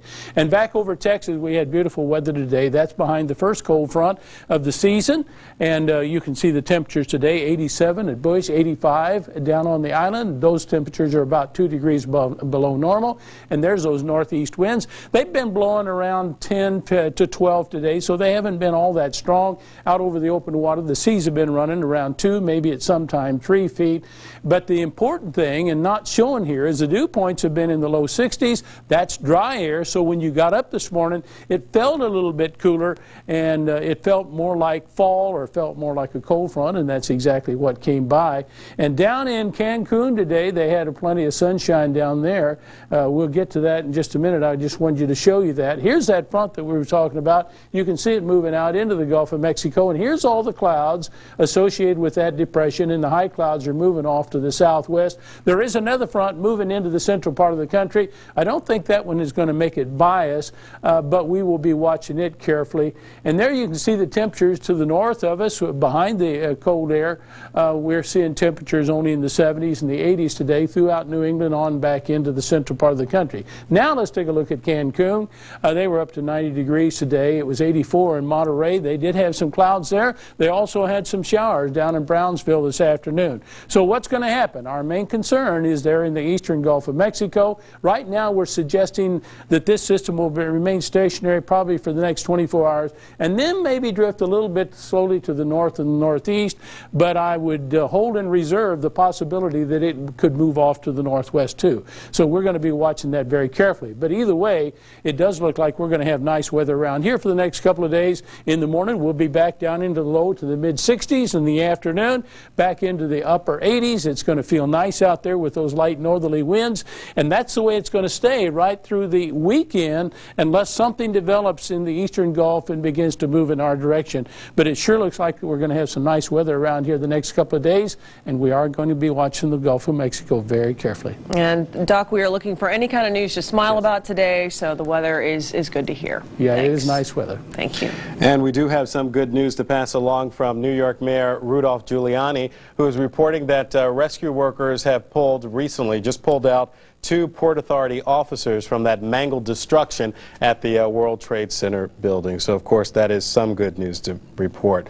Now, across New York State line in New Jersey, the signs of the pain and desperation of today. 11 News Washington correspondent Tom Ackerman is in Liberty Park tonight, a park named for something that feels like it was partially stripped away today at the hands of terrorists. Tom? Under normal circumstances, this would be a beautiful night to look at the Manhattan skyline from here, the Jersey Shore, directly across lower Manhattan. But of course, nothing is normal in New York City and is unlikely to be normal for a very long time. The most obvious wrong thing, that huge billowing cloud of dust and smoke clearly could be seen well into the night over what used to be the Twin Towers of the World Trade Center. Hundreds of emergency medical technicians are waiting on this side of the Hudson River for casualties that are supposed to be ferried over from the disaster site. Most of those units, however, who've been brought over from as far as Philadelphia, are just remaining in alert mode because the casualties are not coming over, at least not the ones who survived this awful disaster. Some people here have told me that the Ellis Island National Monument, which is directly nearby in New York Harbor, has been designated as a makeshift morgue, and that in fact most of the casualties are due to be arriving there tonight and tomorrow. Otherwise, Mayor Rudolph Giuliani has said that it may be more than a week until the number of casualties can definitively be established, and unfortunately the number could be heartbreakingly beyond what people could possibly bear. So tonight New York is slowly adjusting, but it will be a while. All the thoroughfares into New York have been blocked, are likely to remain blocked tomorrow. There's very limited access out of the city, and it's not known when, of course, the airports will be reopened, as is true of airports all around the country. We do expect that the FAA will allow limited air traffic tomorrow. Most ominous thing, that the few planes that were flying over New York after this crash were F-15s and F-16s, providing combat air cover just in case more terrorist strikes were to happen today. Reporting from Jersey City, New Jersey, I'm Tom Ackerman, 11 News. Back here at home, downtown Houston was the scene of a mass exodus this morning with voluntary evacuations at high-rise offices. Most of the workers decided it was safer to go home for the day. Metro brought in 100 extra buses just to handle the load. People appeared calm but uneasy, and understandably so. Many of the workers had been monitoring the situation in their offices this morning and were not surprised when they were allowed to leave work early. And the reverberations of the terrorist attacks reached downtown Houston quickly. Within an hour of the first attacks, employees began to empty from the gleaming towers of Enron, Dynegy, and El Paso Energy, flooding into the streets while trying to continue to follow the events. A plane has crashed in western Pennsylvania, about 80 miles southeast of Pittsburgh. I'm from Colombia. Actually, it's a country that's been devastated by war, so I have seen these kind of things happen in the past, not in this kind of magnitude, but I felt that I couldn't believe it. I couldn't believe this was happening. Workers conceded after watching the attack on the trade towers. They felt vulnerable and nervous inside the Houston skyscrapers. Enron, though, will reopen tomorrow. Now, while many businesses and schools closed their doors early, tonight the doors of several blood centers remain open. Dozens of people are still in line after waiting for hours at the Houston Blood Center's main location. More than 1,000 Houstonians responded to the tragic attack by rolling up their sleeves. Many are first-time donors and say it is the only thing they can do right now to help. The director of the Blood Center is especially glad to see such an outpouring of support, since just weeks ago, more than 1,000 units of blood from all over the country were donated to this city in the wake of Tropical Storm Allison. Now, for information on where you can donate, call the Blood Center at 713-790-1200 or log on to our website at khou.com for a list of donation sites. Along with the regular sites, a special drive will be held Wednesday at the George R. Brown Convention Center from 7 in the morning until 7 tomorrow evening. Channel 11 and other Belo-owned television stations, the Dallas Morning News and J.P. Morgan Chase Bank have organized and started the Spirit of America Relief Fund to help victims. The money gathered will be distributed through the American Red Cross. Checks should be made payable to the Red Cross, and the donations are being accepted at all J.P. Morgan Chase banks in Texas. You can also call 1-800-HELP-NOW to contribute. Houstonians have certainly reacted in different ways to today's terrorism on the East Coast. While some donated blood, perhaps made donations, rushed to grocery stores buying essentials, 11 News reporter Jason Whiteley reports others are accused of taking advantage of the situation.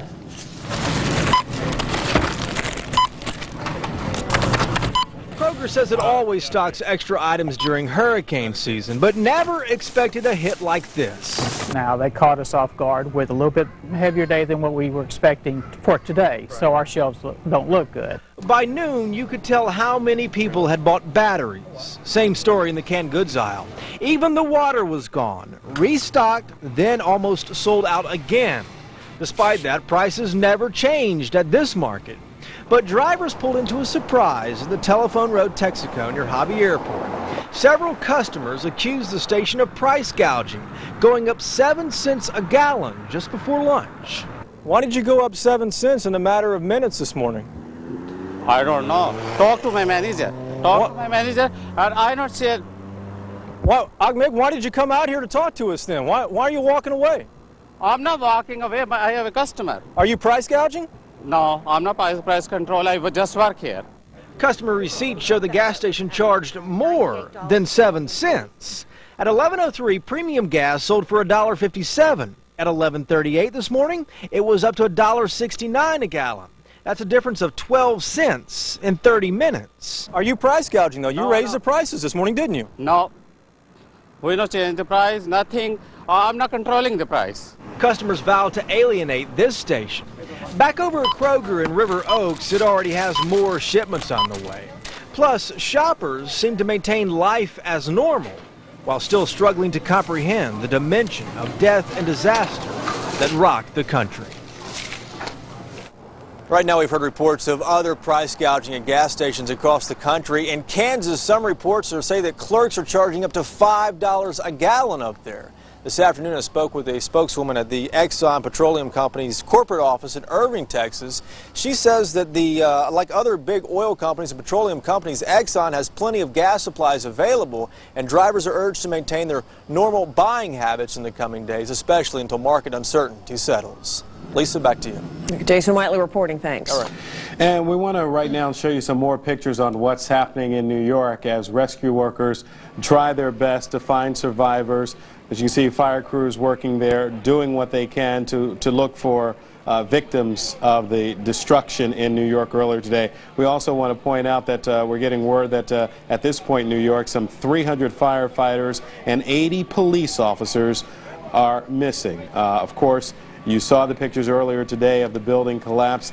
That area was flooded with firefighters and police officers at that very moment when that building started to collapse, who were desperately trying to pull people out from the wreckage. CNN is also reporting that the New York fire chief and a deputy fire chief were killed in the destruction, the attack earlier today. And of course, this is going to be an ongoing all through the night search, because the longer people are trapped under the debris, the harder it is for them to keep fighting and to stay alive. So it is important in these early critical hours to dig through as much of that as possible. It's difficult to even begin to count the number of casualties because of the destruction out there. And there were also some reports earlier in the evening of someone who had a cell phone and was somehow able to get out on a line to say, look, I'm trapped in the debris. Obviously very difficult to figure out exactly where that was, but just know that crews are doing everything they can to try to get to survivors in that mangled metal and concrete. Of course, we mentioned earlier this evening that the crews from Texas are on the way up there to help as well. The country coming together to mobilize in New York to do what they can. Now, let's move on and talk to our terrorism expert one more time. Dr. Ron Hatchett is joining us. And Dr. Hatchett, let's talk a little bit more about in terms of where we go from here and timetable. Well, Jerome, you know, we're going to be working the problem, as I said, trying to get the information that we need to pinpoint precisely who was responsible. And I would say that right now we're already making the military preparations that would be necessary for retaliation. If we do retaliate, the best we can hope for in the near term would be something like an airstrike or cruise missile type strikes, but that isn't going to be sufficient. Because of an attack of this magnitude, we're going to have to go in there on the ground and get those who are responsible, either eliminate them or arrest them, but it's not going to be good enough to throw a few cruise missiles in that direction. We're also going to be looking here in the United States for people that are supporting them. For a terrorist organization to be successful, they've got to, as Mao Zedong used to say, we have to be able to swim in a sea of friends and supporters. Well, Osama bin Laden, these other terrorists have been swimming for many years in areas of support in Afghanistan, in Syria, in Iran, other countries, and even here in the United States. For these people to do what they did, there's a supposition, I think that it is a good supposition, that they had to have some support here in the United States that provided them housing, shelter, information, and support, and we're going to be looking for them. And I do want to share with you this advisory that just came over the Associated Press talking about the FBI's investigation. Sources say the FBI is focusing some efforts on possible bin Laden supporters in Florida based on the identification of a suspected hijacker on one of the manifests of the 4 jets that crashed. Sources are saying this. FBI is preparing, Dr. Hatchett, to search locations in Broward County in South Florida. Those locations had links to the suspected bin Laden supporter on the jet manifest, again underscoring the fact that they needed, whoever was involved with this had to have some help here at home. I think that that's true, but I'd like to echo once again Gerald Treese's comments about we cannot assume that everyone here in the United States that has a Middle Eastern extraction is equally guilty of supporting what's going on here. I mean, most of the people that are here in the United States that are of Middle Eastern extraction are here because they share American values. They want the way of life that we have. They want to share the same freedoms that we have. They're Americans, and they're here supporting the American point of view, and they will support America in this particular conflict. It's those that don't share our point of view that are taking advantage of our liberties, taking advantage of our open societies to do these kinds of things, and it's not one group of people here. Now, with all your background, military expertise, talk to us a little bit about U.S. intelligence and what happened and not knowing more about what was going on. Well, Jerome, you know, the intelligence stuff is an ongoing process. So we have been dealing with terrorism now for over 3 decades, and you don't hear about the successes. Sure. How many other times have we come this close to having some major event someplace, but the intelligence that we've gotten has been timely enough, accurate enough that we've been able to take actions to keep it from happening? In this case, we did have a general warning. The intelligence services had put out information publicly ever since June of this year that Americans should be on a heightened sense of protection because of a generalized warning about an attack that is pending against Americans. We didn't know when, we didn't know where. Now we know when, and we know where, and we know something about maybe the people's names that were involved in this, the organizations that were involved. And when we put that information that we now have in the aftermath of this event together with what we had before, we're going to be able to point the finger accurately, I believe, and we're going to be able to do what we need to do to make this right. Okay. Dr. Ron Hatchett, as always, we appreciate your insight. Thank you. Tonight along Houston's ship channel, where there are more refineries than anywhere else in the nation, there is an increased sense of vulnerability. Many refineries allowed non-essential workers to leave early. Plant managers said they were trying to minimize the risk to as few workers as possible if anything would happen. Local terrorism experts say the refineries would be reasonable targets only if terrorists wanted to cripple their country economically, as opposed to making a symbolic statement as they did in New York and Washington.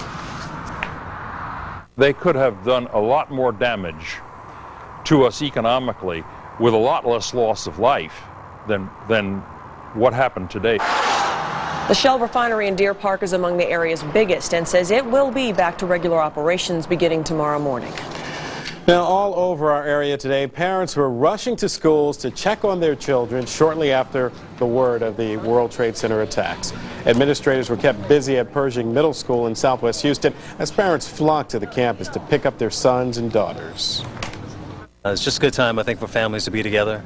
And so we've taken the advice of HISD and picked up my child, and I'm going to go home. Kind of depressing to think when you think about it. Everything's just exploding and you don't even know who did it. Most of the kids in our class are leaving. Most of them are scared. Well, he's going to watch it all, that's for sure. He's not going to play no Nintendos, no games. He's going to watch everything on TV and just see what this country's up against. This is going to unite America like it never has been united before. HISD and other school districts in the area did not close, but did allow parents to take their children home, and hundreds did just that.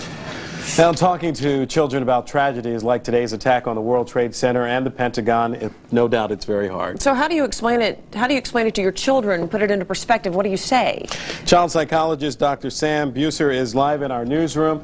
He's here to help us put it in perspective. Dr. Buser, what do you say? How can parents handle this with their children? Well, I think we should remember that the reaction that children are going to have is not unlike the reaction that we adults are having. I saw a lot of clients today that were talking about their fear, even fear coming into our building. It's a tall building, and well, it's a tall building, so I didn't feel real comfortable coming up the elevator. Children are going to have those feelings in a much more pronounced way. So I think the primary thing you're going to see is fear, and what we as parents and as teachers need to do is to try to reassure them that they're going to be safe, that we're going to protect them, and it's certainly understandable that not only they're feeling fear, but we are as well, but we're going to protect them. They're going to be okay. That is good advice as well for any child, but what about teenagers? Teenagers who might understand a little bit more about the implications this has for our country. Well, I think both with teenagers and with younger children, what we need to do is to give them something to do. When you hear all the people going to give blood and trying to send aid in some way, what we're looking for is some way to help. People need a constructive way to help, and teenagers can help by talking about what's going on at a greater level than younger children, but even younger children need an opportunity to talk. If kids go back to school tomorrow or whatever day, they're going to need a chance to talk about this. Dr. Buser, what about some parents who might not feel comfortable or might not even think that they need to talk to their children about this? This is a good example. We think if maybe we don't talk about it, it's not going to harm the children. There is no way any person in the United States can escape this event, whether they're 6 years old or 65. We need to talk about this event, and all of us need a chance to express our feelings and our fears about it. Okay. Doctor, thank you very much for joining us tonight. One lifelong pilot who flew for the military and an airline is telling 11 News a chilling story tonight.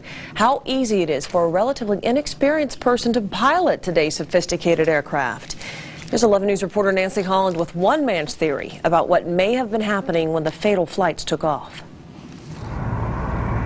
A departing pilot calls clearance delivery, then ground control. Channel 111, contact departure. Departure gets the flight into the air, all tightly regimented by air traffic controllers. Then it is handed off to a flight center. At any given moment, there are thousands of flights airborne. That is when hijackers would have moved. Controllers would have been among the first to know the doomed planes were off course.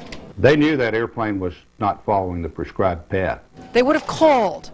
Then there was nothing else. And watch helplessly as the airplane goes where it wants to go.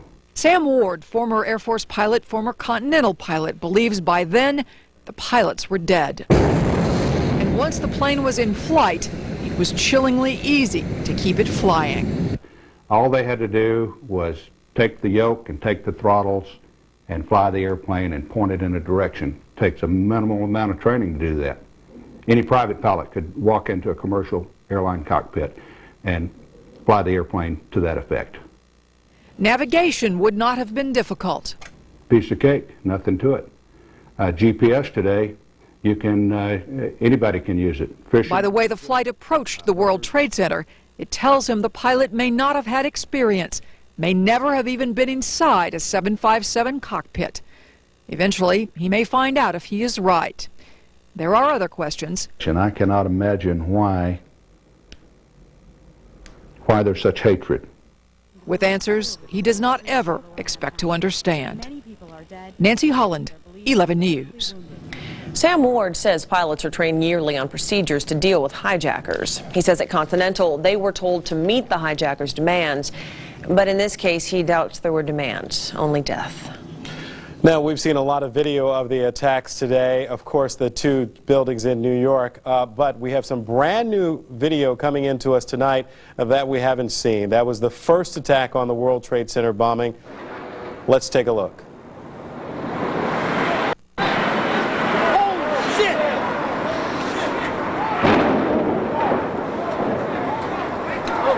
Once again, this was the first attack on the World Trade Center building. As you saw there, the plane going into it. This would have been the American Airlines Flight 11, a Boeing 767.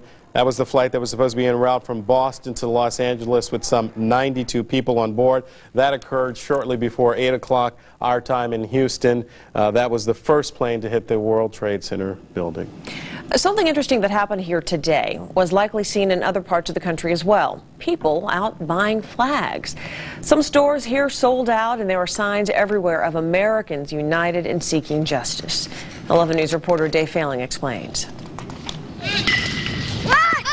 In so much of Houston, this tragic day was ending on a very normal note, or so it seemed in places like West U. They often say that communities like this, because they're so prosperous, are therefore insulated from life's problems. But tonight, people around here are feeling anything but insulated. In the space of one block and a few minutes, we could not find anyone who didn't have a story to tell. Take, for example, this mother. I have a daughter in New York City, just 20 or 30 blocks from where the Twin Towers were. And so, you know, my heart goes out to her and all the people in the city and all over. Her daughter is okay. So is Gretchen Toombs, but her day working downtown was anything but normal. Well, it's kind of scary. I actually work at Dynegy, and I know that we had a bomb threat and they evacuated the building. Hey, getting a piece of them. Let's go drive them. And then there was Dale Wainwright, a civil court judge who spent the day deciding where to put extra armed security guards at the courthouse, and the evening pitching balls and wisdom to his son. We have talked about it, and I think he understands that even though it's these events happen very far away, they may as well have happened close to home, because life is fragile, freedoms are fragile. But the belief here is that the nation is strong, and as a reminder, there were dozens of flags lining the village's busiest streets. Stars and stripes for a country battered and bruised. Dave Failing, 11 News. As was the case in other Houston communities, many people turned out for prayer services that were held in several West University churches. Now we want to once again share some more pictures that are coming into us, the strikes against the World Trade Center towers. That first tower, as we showed you some pictures earlier.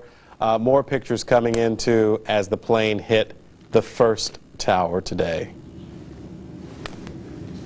Again, this is early video. This person just happened to be shooting this video and saw this first plane barreling into the side of the first World Trade Center tower. That happened at about 7:48 Central Time this morning, and that was the first indication that something was terribly wrong. And this, what we're looking at, is really the beginning of an event that has changed America.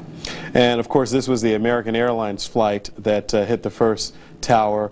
And as you know, shortly thereafter, some 20 minutes or so later, the second plane went into the second tower there. Once again, dramatic pictures of the destruction and devastation that occurred today in New York City. That's true, and that is the site. What we see there are the two towers. No longer there. We will never see that site again on the New York skyline. Now, we also want to share with you and let you know about the special edition of the Houston Chronicle. They produced their extra today, 8-page special section on the morning of terror. Lots of pictures in here, lots of stories about what happened during the attacks in New York and in Washington, D.C. That's true. Many papers across the country printed their own special editions, and we'll be seeing extended coverage in the Houston Chronicle tomorrow. Now, the aftershocks of the strikes against the United States, of course, will be felt for some time to come. Stay with 11 News for up-to-the-minute coverage of America under attack. And stay right here for the latest from CBS, and join us for local news coverage as needed beginning at 5 a.m. tomorrow morning. Also, 11 News anchor Greg Hurst is on his way to New York. He'll bring us live coverage from there starting tomorrow as well. However, we are going to close tonight with some powerful words. They are excerpts from America the Resilient. It's a special message from KHOU and our parent company, Dallas-based Belo. The editorial reads in part, "When Britain stood alone against Hitler in World War II, Winston Churchill took his advisors to a bombed-out quarter of London. He pointed to the smoke and told them it signified the